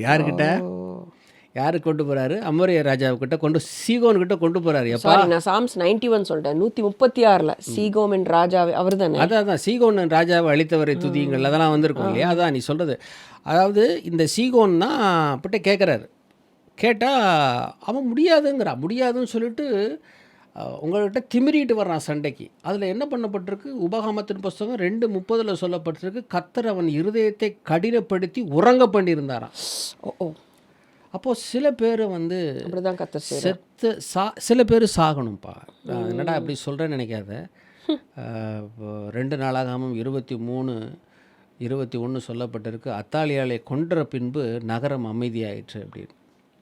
சில பேர் செத்தா தான் அந்த தேசம் நல்லா இருக்கு. ஏன்னா தேசத்தினுடைய பாவத்து நிமித்தம் அதன் அதிகாரிகள் அநேகர். கலக்குகிறவர்கள் தரிப்புண்டு போனால் அதனால் என்னென்னா ஆண்டவர் கரெக்டாக பங்கரில் வச்சு கிளியராக ப்ரெசிஷன், அவன் குடும்பத்தில் ஒருத்தன் கூட இல்லை, பேரம் பேத்தி எல்லாம் கர்த்தருடைய செயல். இப்போது நம்ம அதில் வந்து சிம்பத்தி காட்டுறதுக்கு என்ன இருக்குது, சான்ஸ் இருக்குது. வாட் யூ சி, கலாத்தியர் 6:7 சொல்லுது, மோசம் போகாதிருங்கள், கர்த்தர் தம்மை தாமே பரியாசம் பண்ண விட்டார், மனுஷன் எதை விதைக்கிறானோ அதே. இப்போ நீ வந்து சபிச்சுட்டு போயிட்ட, நீ மட்டுமா செத்த, நீ 86 வயசு கிழவன், நீ செத்தா பரவாயில்ல. நீ செத்து, உன் மக செத்து, உன் மருமக செத்து, உன் பேரன் செத்து, உன் பொண்டாட்டி செத்து, உன் மகன் இன்னொருத்தன் வந்து குத்துயிரும் கொலையுருமா இருக்கான், அவனையும் கொண்டுட்டான்னு சொல்கிறாங்க. ஒரு இல்லை, கம்ப்ளீட்டாக wash out. Curse of antisemitism. Danger, it is a curse of antisemitism. இதில் வந்து அழகாக ஒரு விஷயம் ஒரு டெரிக் பிரின்ஸ் சொல்லியிருப்பார். நாபில் ஹதாதுன்னு சொல்லிட்டு ஒரு பாலஸ்தீனியன் அராபு. சரி. அவருக்கு வந்து சின்ன வயசில் வந்து பார்த்தா பிறந்ததுலேருந்தே அவருக்கு வந்து இஸ் பார்ன் இன் ஹைஃபா, அங்கே இஸ்ரேல் பக்கத்தில். பிறந்ததுலேருந்தே அவருக்கு ஒரு டிப்ரெஷன், எப்போ பார்த்தாலும் டிப்ரெஷன். அப்போது அவர் என்ன பண்ணார், இதெல்லாம் தப்பிக்கிறதுக்காக நம்ம நிறைய சம்பாதிக்கணும் செய்யணும்னு சொல்லிட்டு அந்த டைமில் வந்து இவர் இப்படி கொண்டு மைண்டை டைவெர்ட் பண்ணி போனார். அப்போ தான் 1948 அப்போ வார் வருது, இஸ்ரேல் அரப் வார் வந்தோடனே இவங்க லெபனானுக்கு ரிப்பேட்ரேட் ஆகி போயிடுறாங்க ஃபேமிலியோட. 1938 பிறந்தவர் நபில் ஹதாதுன்னு சொல்லிட்டு. இவர் வந்து டெஸ்டிமோனியாக சொல்கிறார் அந்த புக்கில். அப்போது என்னென்னா அங்கேருந்து இவர் என்ன பண்ணுறாரு, படிக்கிறதுக்காக யூஎஸ் வந்துடுறார். சரி. நபில் ஹதாத் வந்த உடனே அங்கேருந்து ஒரு இது பண்ணி படித்து அங்கே இருக்கிற ஒரு பொண்ணை கல்யாணம் பண்ணி யூஎஸ் சிட்டிசன்ஷிப் வாங்கிட்டு அங்கே இருக்கிற மெக்டொனால்ட்ஸ் ஃபுல்லாக ஃப்ரான்ச்சைசி பூரா எடுத்துக்கிட்டார் அவர். எக்கச்சக்கமாக காசு சம்பாரிச்சு எல்லாம் பண்ணி பார்த்தாலும் கூட டிப்ரெஷன் அவர் விட்டு போகவே இல்லை. அப்போ தான் யோசிச்சுருக்காரு ஒரு நாள், ஆவியானவர் பாரு, என்னமோ ஏசுன்னு சொல்கிறாங்களே, 2000 வருஷமாச்சு அவர் இதாகி திருப்பியும் அவரை பற்றி பேசுகிறாங்களேன்னு சொல்லிட்டு ஒரு தடவை பற்றி பைபிளை வாசிச்சிருக்கிறார். பைபிளை வாசித்தோடனே நல்லா ஆண்டவர் இது பேசி செஞ்சு அப்புறம் அதுக்கப்புறம் பைபிளை அவரை பற்றி நிறைய பேசிகிட்டே இருந்திருக்கிறாரு. திருப்பியும் டிப்ரெஷன் போகல. அப்புறம் போய் நேராக ஆண்டவர்கிட்ட போய் கேட்டாரான், என்ன ஆண்டவரே, உங்களை பற்றி நான் இதுக்கு முன்னாலேயாவது சும்மா இருந்தேன், இப்போ ஆண்டவரை பற்றி நீங்கள் சொல்லிட்டீங்க இயேசு கிறிஸ்துன்னு சொல்லிட்டு இப்போ மறுபடியும் எனக்கு டிப்ரெஷன் இருக்கேன்னா. ஆமாப்பா, இயேசு கிறிஸ்துங்கிற ரெவலேஷனும் உனக்கு வந்துருச்சு, அந்த ரெவலேஷனை வச்சு நீ என்ன பண்ண? பிசாசு கூட தான் தெரியும் இயேசு கிறிஸ்து என்னுடைய பையன்னு, அப்போ நான் என்ன பண்ணட்டும் அப்படின்னு, நீ ஆண்டவரை ஏற்றுக்கோ. ஏற்றுக்கிட்டார். ஏற்றுக்கிட்ட கொஞ்ச நாளில் பார்த்தீங்கன்னா அவருடைய கொஞ்சம் கொஞ்சமாக அவருடைய பிஸ்னஸ் எல்லாம் டவுன் ஆகிட்டே வருது. ஆண்டவரே, நீங்கள் என்னை ட்ரிக் பண்ணிட்டீங்க, நீ ஞானஸ்தானம் எடுக்க வச்சு எல்லாம் பண்ணி இப்போ எனக்கெல்லாம் சொந்தம்லாம் கம்மியாகிட்டு போகுது அப்படின்னோடனே, இல்லைப்பா, நான் உன்னை ட்ரிக்கெல்லாம் பண்ணல தம்பி, உனக்கு வந்து உன்னுடைய ரோல்ஸ் ராய்ஸு, உன்னுடைய மெக்டொனால்ட்ஸு, செயின் ஆஃப் ஸ்டோர்ஸு, இதெல்லாம் உனக்கு வந்து ஐடல்ஸாக இருக்குது. So I am going to take away every thing, but I will restore you after 10 months. So கம்ப்ளீட்டாக அதே மாதிரி பேங்க்ரப்சிக்கு போயிட்டாருப்பா. பேங்க்ரப்சி போயிட்டு காட்டன் 10 பைசா கையில் இல்லை, ஒன்றுமே ஒன்று. $2 லட்சம் வந்து $1 லட்சம் சம்பாதிச்சேன்னா $5 லட்சம் செலவாகுது. என்ன பண்ணுறதுனே தெரில. அதுக்கப்புறம் தான் போயிட்டு டெரிக் பிரின்ஸோட இதில் போயிட்டு இந்த இதை போடி சொல்லி இது பண்ணியிருக்கிறாரு. அப்போ தான் சொல்லப்பட்டிருக்கு. அப்போ தான் அவர் சொல்கிறார், இந்த மாதிரி கர்த்தர் கேட்டாராம், ஒரு இதில் பேசிகிட்டு இருக்கிறப்ப, ஆண்டவரே, நான் வந்து இப்போ ரொம்ப சமாதானமாக இருக்கேன் அப்படின்னு எல்லாம் அந்த ரிலீஸ் ஆகி வராரு. போய்ட்டு, நீ சமாதானமாக இருக்க, யூதர்கள் மேலே உனக்கு என்ன இவ்வளோ கடுப்பு அப்படின்னு கேட்டானா கர்த்தர். ஐயோ அப்படின்னு சொன்னப்போ தான் தெரிஞ்சதான், பிறந்ததுலேருந்து இவரும் இவங்க தகப்பனா குடும்பத்திலும் எல்லாரும் யூதர்களை சபிச்சுக்கிட்டே இருந்திருக்கிறாங்க. அதனால தான் இந்த டிப்ரெஷனு எங்கள் அப்பாவுக்கும் அப்படி தான் இருந்துச்சு அப்படின்னு சொன்ன உடனே, the moment he repented and ரினவுன்ஸ்டு, அந்த வெயிட் அப்படியே லிஃப்ட் ஆகிடுச்சு. அந்த கர்ஸ் அவர் வந்து அந்த ஆன்டிசெமிட்டிசமில் அவருடைய டெஸ்டிமோனியை டெரிக் பிரின்ஸ் கொடுத்துருக்காரு. அந்த புக்கை நான் அட்டாச் பண்ணலான்னு இருக்கேன் அந்த பாட்காஸ்ட்டில், அந்த 8th சாப்டர் மட்டும். அதுக்கப்புறம் பயங்கரமான, அதுக்கப்புறம் காட் ஹஸ் ரெஸ்டோர்ட் மெக்டொனால்ட்ஸ் பயங்கரமாக கொண்டு, இல்லை மெக்டொனால்ட்ஸோட ஃப்ரான்ச்சைசி அவர் இஸ் ஃபவுண்டர், பட் ஸ்டில் ஃப்ரான்ச்சைசினா கூட 1-2 தான் பரவாயில்ல, மல்டிபிள் ஸ்டோர் ஹேண்டில் பண்ணணும்னா பயங்கரமாக இருக்கும்ல. அவர் ஒரு புக்கு எழுதியிருக்காரு, ஹவ் யூ காட் சால்வேஷன் கூட வந்ததை பற்றி எழுதியிருக்காரு. இப்போ என்ன சொல்ல வரேன்னா, ஆன்டிசெமிட்டிசம் இவ்வளோ பெரிய இப்போது வந்துட்டு போயிடுச்சு. இப்போ எதுக்கு இந்த மாதிரி நடந்துச்சு யூத ஜனங்களுக்கு? என்ன காரணம்? ஏன் இவங்க ஹிட்லர்னால ஒடுக்கப்பட்டாங்க? ஏன் இவங்க வந்து இவ்வளவு இவங்க மேலே வந்ததுக்கு போராட்டம், பிரச்சனைகள், என்ன ரீசன்? எதுக்காக இவங்களை வந்து, அஃப்கோர்ஸ் ஆண்டவர் ஆசீர்வதிச்சதுனால வர்ற பொறாமை ஒன்று. அண்ட் October 7th அந்த நோவா ஃபெஸ்டிவலில் நடந்த கொடுமை எங்கேயாவது நடக்குமா? இன்னுமே ஹாலோகாஸ்ட்டுக்கு அப்புறம் பயங்கரமான மெமரி அது, ஜனங்களால் இன்றைக்கி வரைக்கும் ஜீர்ணிச்சிக்க முடியல. இதுக்கு மெயின் ரீசன் எல்லாம் தெரிஞ்சு வச்சுக்கோ, ஆண்டவர்கிட்ட பட்சபாதமே கிடையாது. தன்னுடைய ஜனங்கள் ரட்சிக்கப்படணும்னு தான் ஆண்டவராக இயேசு கிறிஸ்து அவருடைய இதில் இருந்து, யூதர்லேருந்து ஆண்டவராக இயேசு கிறிஸ்து தம் சொந்த குமாரனை அனுப்புனார் யூதர்கள்கிட்ட. அவர்கள் அவரை விசுவாசிக்கலை. விசுவாசிக்கிறது மாத்திரமில்லை, ஒரு விஷயம் அவங்க செஞ்சாங்க. மத்தேயு 27ஆம் அதிகாரம் 24-25 வாசின்னா அவன் சொல்கிறான், பிலாத்து சொல்கிறான், அப்பா இந்த நீதிமான் மேலே நான் எந்த ஒரு குறையும் காணலை, இயேசு கிறிஸ்து அதனால் அவரால் இயேசு கிறிஸ்து மேலே எந்த குறையும் பார்க்கல, நான் என் கையை கழுவிட்டேன், என் மேலே எந்த இரத்தப்பழியும் இல்லைன்னு சொன்னதுக்கப்புறம் 27 25 அவங்க சொன்ன ஒரே வார்த்தை, இந்த மனுஷனுடைய இரத்தப்பழி எங்கள் மீதும் எங்கள் பிள்ளைகள் மீதும் இருக்கட்டும். அதாவது கேட்டு வாங்கிட்டாங்க காசை. அதனுடைய ராமிஃபிகேஷன் தான் இன்ன வரைக்கும் எவ்வளவு ப்ராப்ளமும். ஆனால் ஒரு நல்ல விஷயம் பவுல் சொல்கிறார் ரோமர் 11:26, இந்த பிரகாரம் இஸ்ரவேலர் எல்லோரும் ரட்சிக்கப்படுவார்கள். ஹல்லேலூயா. எப்படி? இந்த பிரகாரம். இந்த ப்ராசஸில். ஆமாம், நம்ம வந்து புறஜாதிகள். ஆமாம்.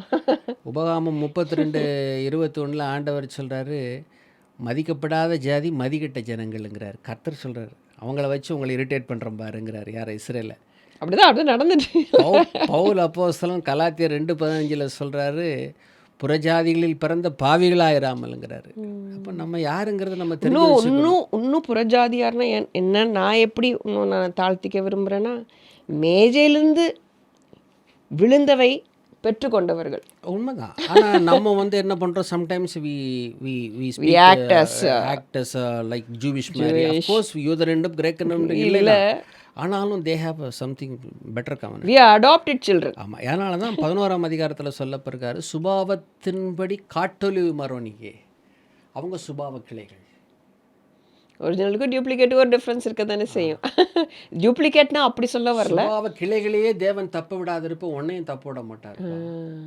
அவர்களை ஒட்டுவிக்க ஆண்டவருக்கு அதனால தான் ரோமர் 11:29 சொல்லப்பட்டிருக்கு, தேவனுடைய கிருபை வரங்களும் அவர்களை அழைத்த அழைப்பும் மாறாதவைகள். யாரை? யூதர்கள் அழைச்சது மாற்றமே இல்லை. இந்த பிரகாரம் இஸ்ரவேல் எல்லோரும் ரட்சிக்கப்படுவார். Every Jew will be born again in Christ. Hallelujah. Thank you. This is my prayer. This is also my prayer.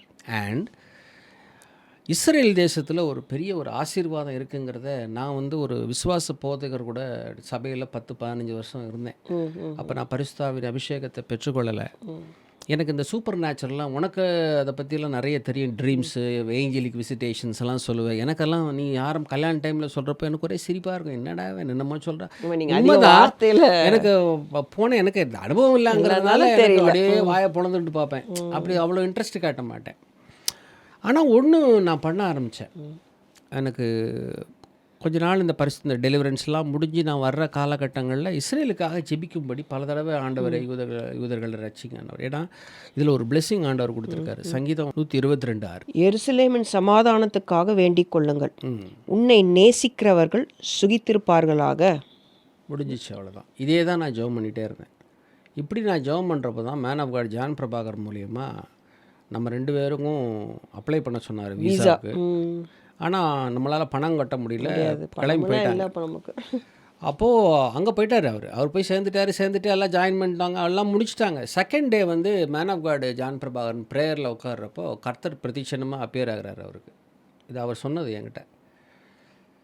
பாலில் வந்து அழைச்சிட்டு வா அங்கே இருந்துன்னு சொல்கிறாராம். என்னையும் கான்பூர்லேருந்து ஒரு பொண்ணை. என்னடா அது ஆண்டவரே, அவனையா அந்த பொண்ணை நான் வர சொல்லிடலாம், ஒன்றும் பிரச்சனை இல்லை, வந்துட்டு ஸ்பான்சர் பண்ணு. இவன் எப்படி நான் கூப்பிட்றது இந்த பையனை, நான் என்னுடைய இதிலே இல்லையே, என்ன பண்ணுறதுன்றப்போ 2 times 3 times பேசுகிறாராம். ஒன்று நான் தாடி வச்சுருந்தேன் கச்சாமிச்சான்னு, இன்னொன்று என்கிட்ட பணம் வேறு இல்லை போகிறதுக்கு. கர்த்தர் சொன்ன உடனே மேன் ஆஃப் காட், அதான் இன்றைக்கி வரைக்கும் எனக்கு ரொம்ப ஆச்சரியம். உடனே இம்மிடியேட்டாக பழப்பட சொல்லி இமிடியேட்டாக கிளம்ப சொல்கிறார். ஆமாம், 48 ஹவர்ஸில் கிளம்புறதுக்கு என்கிட்ட எங்கே இருக்கு, இப்போ ஒரு $100 நான் போய் ஒரு எக்ஸ்சேஞ்சில் வாங்குறப்போ 8,000 ரூபா. என்னடா அது இவ்வளோ தூரம் வரமே அப்படின்னு சொல்லிட்டு பார்த்தா ஃப்ளைட் டிக்கெட்டு, அங்கே 4 நாள் தங்குறதுக்கு $1000, அதுக்கப்புறம் இது எல்லாமே அவர் ஸ்பான்சர் பண்ணது தான். சடனாக நீங்கள் போனீங்க. பெரிய ஒரு never forget that is a blessing from God through man of God John Prabhakar.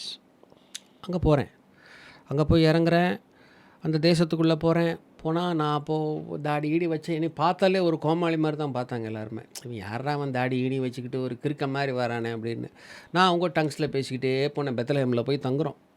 பெத்லஹேமில் தங்கினோடனே மறுநாள் வந்து எல்லா யோர்தானில் ஞானஸ்தானம் எடுக்க போகிறாங்க. கர்த்தர் ஏதோ அந்த இடத்துல எனக்கு ஏவினார். அந்த இடத்துல எனக்கு ஞானஸ்தானம் இல்லை, அந்த இடத்துல என்னை வந்து டெடிகேட் பண்ண, அந்த டெடிகேட் பண்ண ஒரு ஆசீர்வாதம் உண்டு. அப்போது நான் ஒரு $100 எடுத்துகிட்டு போனேன். அப்போ என்ன பண்ணுவோம், ஒரு இடத்த பெத்லஹேம் அங்கே இங்கே எங்கெல்லாம் இருக்கோ அங்கெல்லாம் வச்சுக்கிட்டே வந்தேன். ஸோ என்கிட்ட கொஞ்சமாக கடைசி கிளம்ப போகிற 2 நாளைக்கு முன்னால் என்கிட்ட $5 $10 வச்சுருக்கேன். அவ்வளோதான். அது கிளம்புறதுக்கு வேணும்.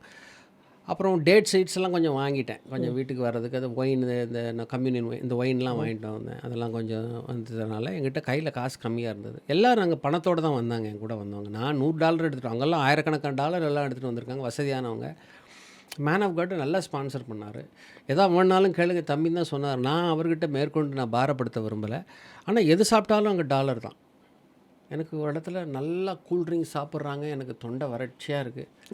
இஸ்ரேலில் எங்கன்னா அந்த என்ன சொல்லுவாங்க, ஒரு முக்கியமான இடம், அந்த பேர் மறந்துட்டேன். அந்த இடத்துல தான் நான் வந்து எரிகோ, வால் ஆஃப் ஜெரிகோவில் வண்டியை நிப்பாட்டிட்டு அங்கெல்லாம் சாப்பிட போகிறாங்க. எல்லாம் அருமையான ஜூஸ் சாப்பிட்றாங்க, ஷேக்கெல்லாம். எனக்கெல்லாம் தொண்டை நல்ல சம்மர், அது இந்த இடத்துல தாகமாக இருக்குது. மனசுக்குள்ளே நினச்சேன், ஆண்டவரே நெக்ஸ்ட் டைம் ஹேனாவை கூப்பிட்டு வர்றப்போ ஒரு $2,000-3,000 கொண்டு வந்து 1 மந்த்தாக தங்கி நல்லா சாப்பிட்டு இப்படி போகணும். என்ன தண்ணி கூட தீர்ந்து போச்சு என்கிட்ட. தண்ணி மட்டும் தான் குடிச்சிக்கிட்டு இருந்தேன். அப்படின்னு உட்காந்துக்கிட்டே இருக்கேன். அப்புறம் எல்லாம் போகலாம் வாங்க அப்படின்னு இப்படி போகிறார். போயிட்டே இருக்கிறோம். அங்கேருந்து நோவேர் ஒருத்தர் வராரு, கோணி எடுத்துக்கிட்டு, சம்மந்தமே இல்லாமல் ஒருத்தர். கோணி, அவர் போட்டிருக்கிற கோணி என்ன, அது அந்த அவர் போட்டிருக்கிற ட்ரெஸ்ஸுக்கும் அந்த கோணிக்கும் சம்மந்தமே இல்லை. நேராக வந்தோடனே என்கிட்ட வந்தார். டேக் பெப்சி அப்படின்னாரு. கோணிக்குள்ளேருந்து கையை விட்டு எல்லாம் போயிட்டாங்க. நான் கேட்டேன், எனக்கு பெப்சி வேண்டாம், ஏன்னா பைசா இல்லை, எனக்கு பெப்சிலாம் வேண்டாம் அப்படின்னு. அவர் சொல்கிறாரு, நீ அங்கே $5 கொடுத்து வாங்கி சாப்பிட்றதுக்கு யோசிச்சல்ல, நான் $1 தான் உங்ககிட்ட கேட்குறேன், சாப்பிடு. எனக்கு தூக்கி வாரி போட்டுருச்சு. அது எப்படி இவருக்கு தெரியும்? யார் அது சமம்னு அது சொன்னது இல்லாமல் என் கையில் கொடுத்துட்டு $1 கொடுக்குறேன். அதுக்கப்புறம் உள்ளேருந்து இன்னொரு பேக்கெட் எடுக்கிறாரு. அது பேரிச்சம்பழம். அதை கவரை பிச்சு ஓப்பன் பண்ணுறாரு. அது ப்ரீமியம் டேட்ஸு, சாப்பிடு, இதை குடிச்சிக்கிட்டே சாப்பிடு அப்படின்னு சொல்லிட்டு இப்படி திரும்பி பார்க்குற ஆளை காணோம். ஏஞ்சலிக்கன் கிரிக்கு பிடிச்சி போச்சு எனக்கு ஐயோங்கிறேன் நான். எல்லாரும் ஒரு மாதிரி பார்க்குறாங்க, என்னடா ஒரு மாதிரி. எனக்கு என்ன அப்போ தேவதூதரை பார்த்துட்டு ஏன்னா நம்ம அறியாமல் தேவதூதரை தரிச்சது உண்டு. இந்த மாதிரி கிடைச்சா நான் என்ன எல்லாருக்கிட்டையும் போய் சொல்கிறேன், எல்லாருக்கிட்டையும் இங்கே பார்த்தீங்களா, பீப்புள் ஹவ் டோன்ட் சென்சிட்டிவிட்டி கிடையாது அவங்களுக்கு. ஏன்னா ஃபஸ்ட்டு வெயில், ரெண்டாவது இந்த ஆள் வேறு ஒரு டைப்பாக பேசுகிறேன், மண்டேண்டா வெயிலில் காஞ்சிருச்சோ என்னமோ தெரியல, எனக்கு மட்டும்தான் அது தெரியும். வா, glory to Jesus. Angelic encounter நடந்திருக்கு. அதனால தான் ஆதியாகமம் 28:12 ஒரு ஏணி போடப்பட்டிருந்தது. தேவதூதர்கள் ஏறுகிறதும் இறங்குறதுமாக இருந்தார். இறங்கி ஏறலை, ஏறினாங்க. அப்போன்னா அங்கே இருக்காங்கன்னு தான் அர்த்தம். இருந்தால் தான் ஏற முடியும். வண்டர்ஃபுல். அதே மாதிரி ஆதியாகமம் 32:1-2 யாக்கோபு அதுக்குள்ளே போகும்போது தேவ தூதர்கள் அவனை சந்தித்தார்கள்னு போட்டிருக்கு. கேத்ரின் கூல்மன் சொல்லுவாங்க, எப்போவுமே அந்த ஜெருசலேமில் வந்து ஏஞ்சல்ஸ் வந்து லோயர் லெவலில் இருப்பாங்க. கேள்விப்பட்டிருக்கேன், ஃபர்ஸ்ட் டைம் பார்க்குறேன். ஆனால் நான் உங்களுக்கு ஒரு காரியத்தை சொல்கிறேன் சாட்சியாகவே. தண்ணி குடிச்சுக்கோங்க.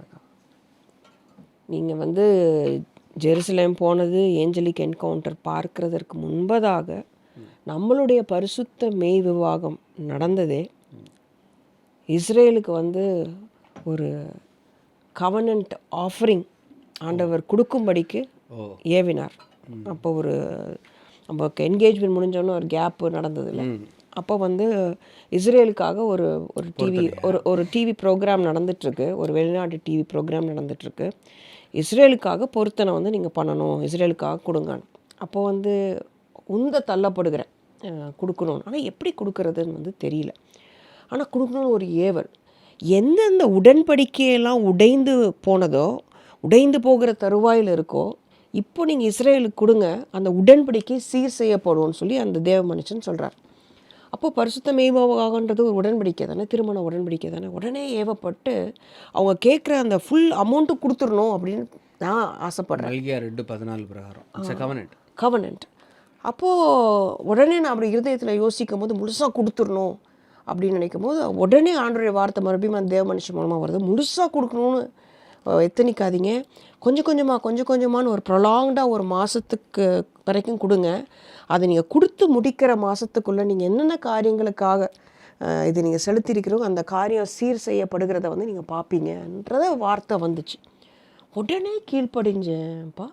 கீழ்ப்படிஞ்சு நான் பொருத்தனை செய்த அந்த அமௌண்ட்டை கரெக்டாக நான் அந்த மாதத்துலேருந்து கொடுக்க ஆரம்பிக்கிறேன். ஒவ்வொரு மந்த்தாக அந்த 4வது இல்லை 6வது மாதத்தில் நம்மளுடைய மேரேஜ் வந்து ரெஸ்டோர் ஆகி நம்மளுடைய நவம்பர் 23rd 2015 திருமணம் நடக்குது இல்லையா, அந்த நவம்பர் தான் அந்த லாஸ்ட் ஆஃபரிங்கும் கம்ப்ளீட் ஆகுது. Praise God.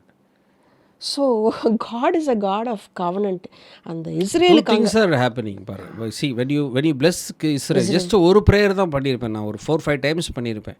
எருசலேமின் சமாதானத்துக்காக வேண்டுகிறேன்ப்பா, உண்மை நேசிக்கிறவர்கள் சுகித்திருப்பார்கள்னு சொல்லப்பட்டிருக்கு சுவாமி. ஆண்டவரே யூத பிள்ளைகளை காப்பாற்றுங்க, அவங்க ரட்சிக்கப்படணும், இப்படி ஜெபம் பண்ணியிருக்கேன். ஆண்டவர் கேட்டார். அண்ட் இன்னொரு இஸ்ரேலில் இருக்கிற ஒரு பெரிய ஒரு ஆசீர்வாதம் என்ன, புறஜாதிகள் அதிகமாக அங்கே போகணும்னு நினைக்கிறதுக்கு காரணம், every spiritual person irrespective of community and caste religion. 1 ராஜாக்கள் 8ஆம் அதிகாரம் 41 43, 2 நாளாகமத்தின் புஸ்தகம் 6ஆம் அதிகாரம் 32-33 ஒரு ஒரு ஒரு ஒரு அருமையான ஜெபத்தை சாலமோன் ஏறெடுக்கிறார். ஆண்டவரே, இந்த தேசத்தில் எந்த புறஜாதியானாவது வந்து உம்மோட ஸ்தலத்தை நோக்கி கையெடுத்து, ஆண்டவரே எனக்கு உம்முடைய கீர்த்தியை கேள்விப்பட்டு கண்டிப்பாக வருவாங்கப்பா, அப்படி வந்து அந்த மனுஷன் என்னெல்லாம் வேண்டிக்கிறானோ அதை எல்லாத்தையும் நீங்கள் செய்யுங்க ஆண்டவரே அப்படின்னு சொல்லிட்டு ஒரு ஜெபம் அந்த டெம்பிள் டெடிகேஷனில் ப்ரேயர் பண்ணுறார். அது இன்ன வரைக்கும் நடந்துட்டுருக்கு. 2 நாளாகமம் 7:15 கர்த்தர் சொன்னார், இந்த ஸ்தலத்திலே செய்யப்படும் ஜெபத்துக்கு என் கண்கள் திறந்தவைகளாக இருக்கும், ஹல்லேலூயா. என் செவிகள் கவனிக்கிறவைகளாக இருக்கும். அது எவ்வளவு சத்தியங்கிறத நான் தான் சொல்ல முடியும். என் லைஃப்பில் வந்து every person knows there is a angelic protection. அதனால தான் தானியேல் 10:21 12:1 அந்த தேசத்துக்கு கர்த்தர் ஸ்பெஷலாக வந்து மீகாவேலை வந்து ஏஞ்சலாக வச்சுருந்தார். ஸ்பெஷல் மெசஞ்சர் மீகாவேல் தான், மைக்கேல் தான், யுத்த தூதர். அதனால தான் எல்லாத்தையும் இன்டர்செப்ட் பண்ணிடுறாரோ. அதனால தான் பேலிஸ்டிக் மிசைல்ஸ் போட்டாலும் சரி, எந்த போட்டாலும் சரி, அது ஒன்றுமே சேதாரம் பண்ணவே முடியாது. பேலிஸ்டிக் மிசைல்ஸ் எல்லாம் பற்றி சொல்கிறாங்க, அதெல்லாம் போட்டால் அதெல்லாம் திருப்பி வர்றதுக்கு பல நாட்கள், பல மாதங்கள், வருஷங்கள் ஆகும். Just like that they are just springing up. என்ன நடந்துச்சு லாஸ்ட்டாக? அவங்கள சபிச்சு கடைசியில் இவங்க அழிஞ்சு போனது தான் மிச்சம். என்ன சொல்ல வரேன், நம்மளுடைய இந்த கடைசி நாட்களில் எருசலேமை குறித்து ஒரு விழிப்புணர்வை ஜனங்களுக்கு கொடுக்கணும். நம்மளே அறியாமல் இஸ்ரவேலை குறித்து நம்ம வந்து தடித்த வார்த்தைகள், அவங்க இவங்க அப்படி கூட பேசிடக்கூடாது. அவங்க சில பேர் ஒரு மாதிரி பேசுவாங்க.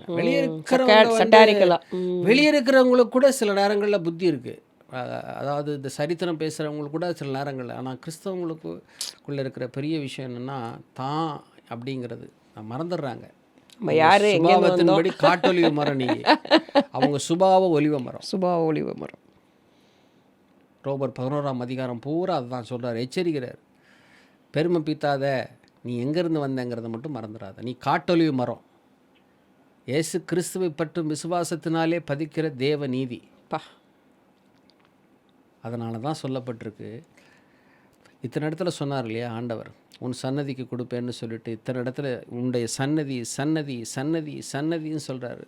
ஆபிரகாம் ஆதியாகமத்தின் புஸ்தகம் 12:7, 13:15, அதுக்கப்புறம் 15:21, ஆதியாகமம் 17:9 எல்லா 17:9, 19 எல்லா இடத்துலையும் உன் சன்னதி உன் சன்னதி உன் சன்னதி உன் சன்னதிங்கிறாரு. பவுல் சொல்கிறார் பரிசுத்த ஆவியில் நிரம்பி கலாத்தியர் 3:16, உன் சன்னதிகளுக்குன்னு சொல்லப்படாமல் உன் சன்னதின்னு சொல்லப்பட்டிருக்கே, அந்த சன்னதி கிறிஸ்துவே. ஹல்லேலூயா. அந்த சன்னதி கிறிஸ்துவே. That seat is Christ.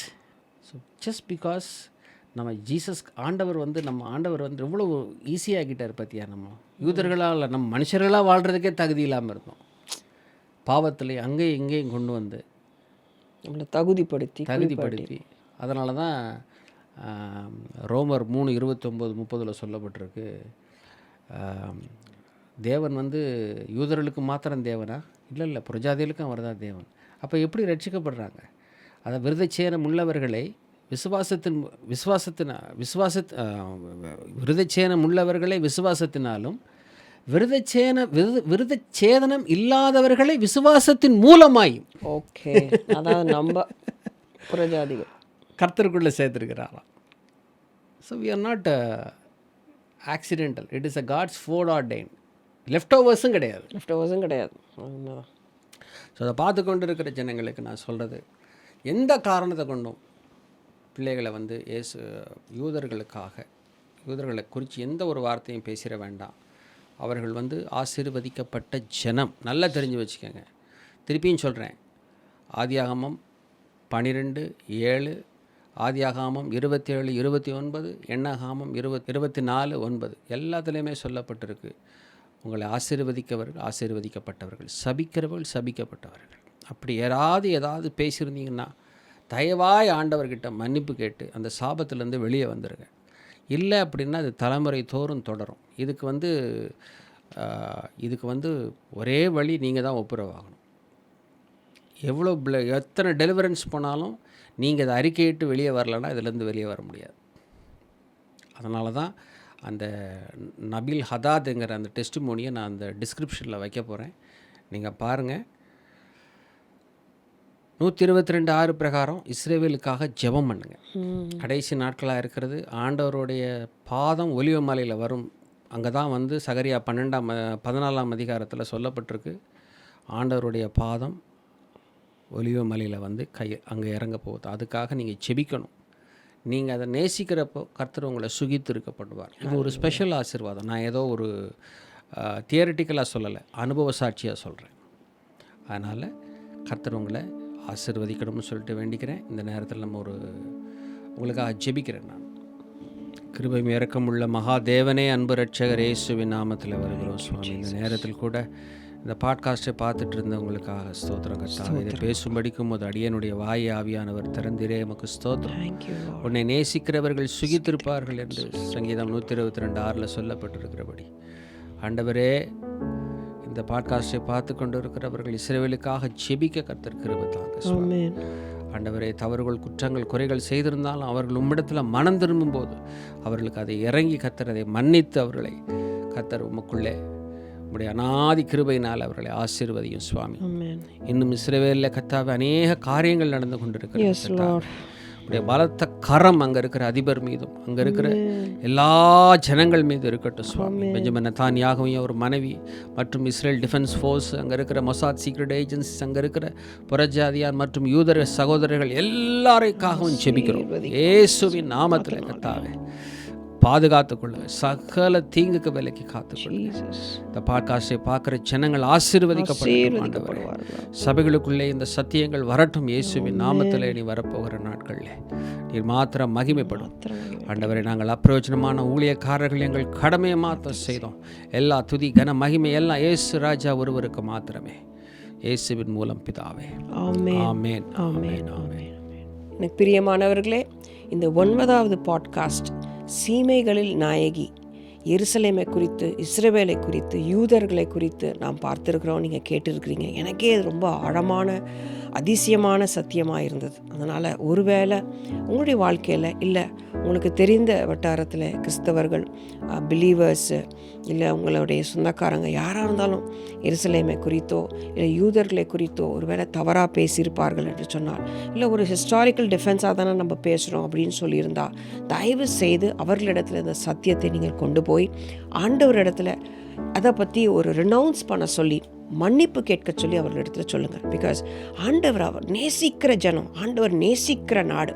கடைசி நாட்களில் ஆண்டவருடைய பாதம் அந்த ஒலிவ மரத்தில் அங்கே தான் வரப்போகுது. இன்னும் சொல்ல போனால் அந்த ஒலிவ மரத்து பக்கத்தில் அத்தனை கல்லறைகள் இருக்கிறதாம். ஏனென்றால் ஆண்டவருடைய பாதம் அங்கே படும் பொழுது எல்லாரும் மரித்தவர்கள் உயிர் தெழுவார்கள் என்ற நம்பிக்கையோடு இன்ன வரைக்கும் இருக்குது. நீங்கள் அதெல்லாம் போய் யூடியூப்பில் நீங்கள் போய் பாருங்கள். அதனால் கர்த்தருடைய வருகை மிக சமீபமாக இருக்கிறது. அதனால் மிடில் ஈஸ்டில் குடும்பத்தில் நடக்கிற அநேக கான்ஃப்ளிக்ஸை குறித்து பேச்சுவார்த்தையில் பேசியிருப்பீர்கள் என்று சொன்னால், இல்லை எருசலேமை குறித்தோ இஸ்ரவேலை குறித்தோ யூதர்களை குறித்தோ ஏதாவது கமெண்ட்ஸ் நீங்கள் ஏதாவது சொல்லியிருப்பீங்கன்னு சொன்னால், தயவு செய்து ஆண்டவரிடத்தில் அதை ஒப்புரவாகுங்க. நீங்கள் அதை ரெனோன்ஸ் பண்ணிடுங்க. கர்த்தர் உங்களை கட்டாயமாக விடுதலையாக்குவார். சத்தியத்தை நீங்கள் அறிவீர்கள், சத்தியம் உங்களை விடுதலையாக்கும். மெய்யாகவே இந்த பாட்காஸ்டில் வந்த சத்தியம் உங்களுடைய புத்தியை தெளிவாக்கியிருக்கும் என்று சொல்லி நாங்கள் நம்புகிறோம். மீண்டுமாய் மற்றொரு எபிசோடில் உங்களை காணும் வரை இருக்கிற இடங்களில் கர்த்தருடைய வருகை மிக சமீபமாய் இருக்கிற காரணத்தினால உருக்கமாய் அவரை ஊக்கமாய் அவரை தேடி ஊக்கமாய் அவரை நோக்கி பார்த்து உடைய கண்களெல்லாம் பிரகாசமடைய தக்க அவரை நோக்கி பார்த்து தெளிவடையுங்கள். மீண்டுமாய் சீக்கிரத்தில் அடுத்த பாட்காஸ்டில் வந்து சந்திப்போம். அதுவரைக்கும் ஸ்டே பிளெஸ்ட்.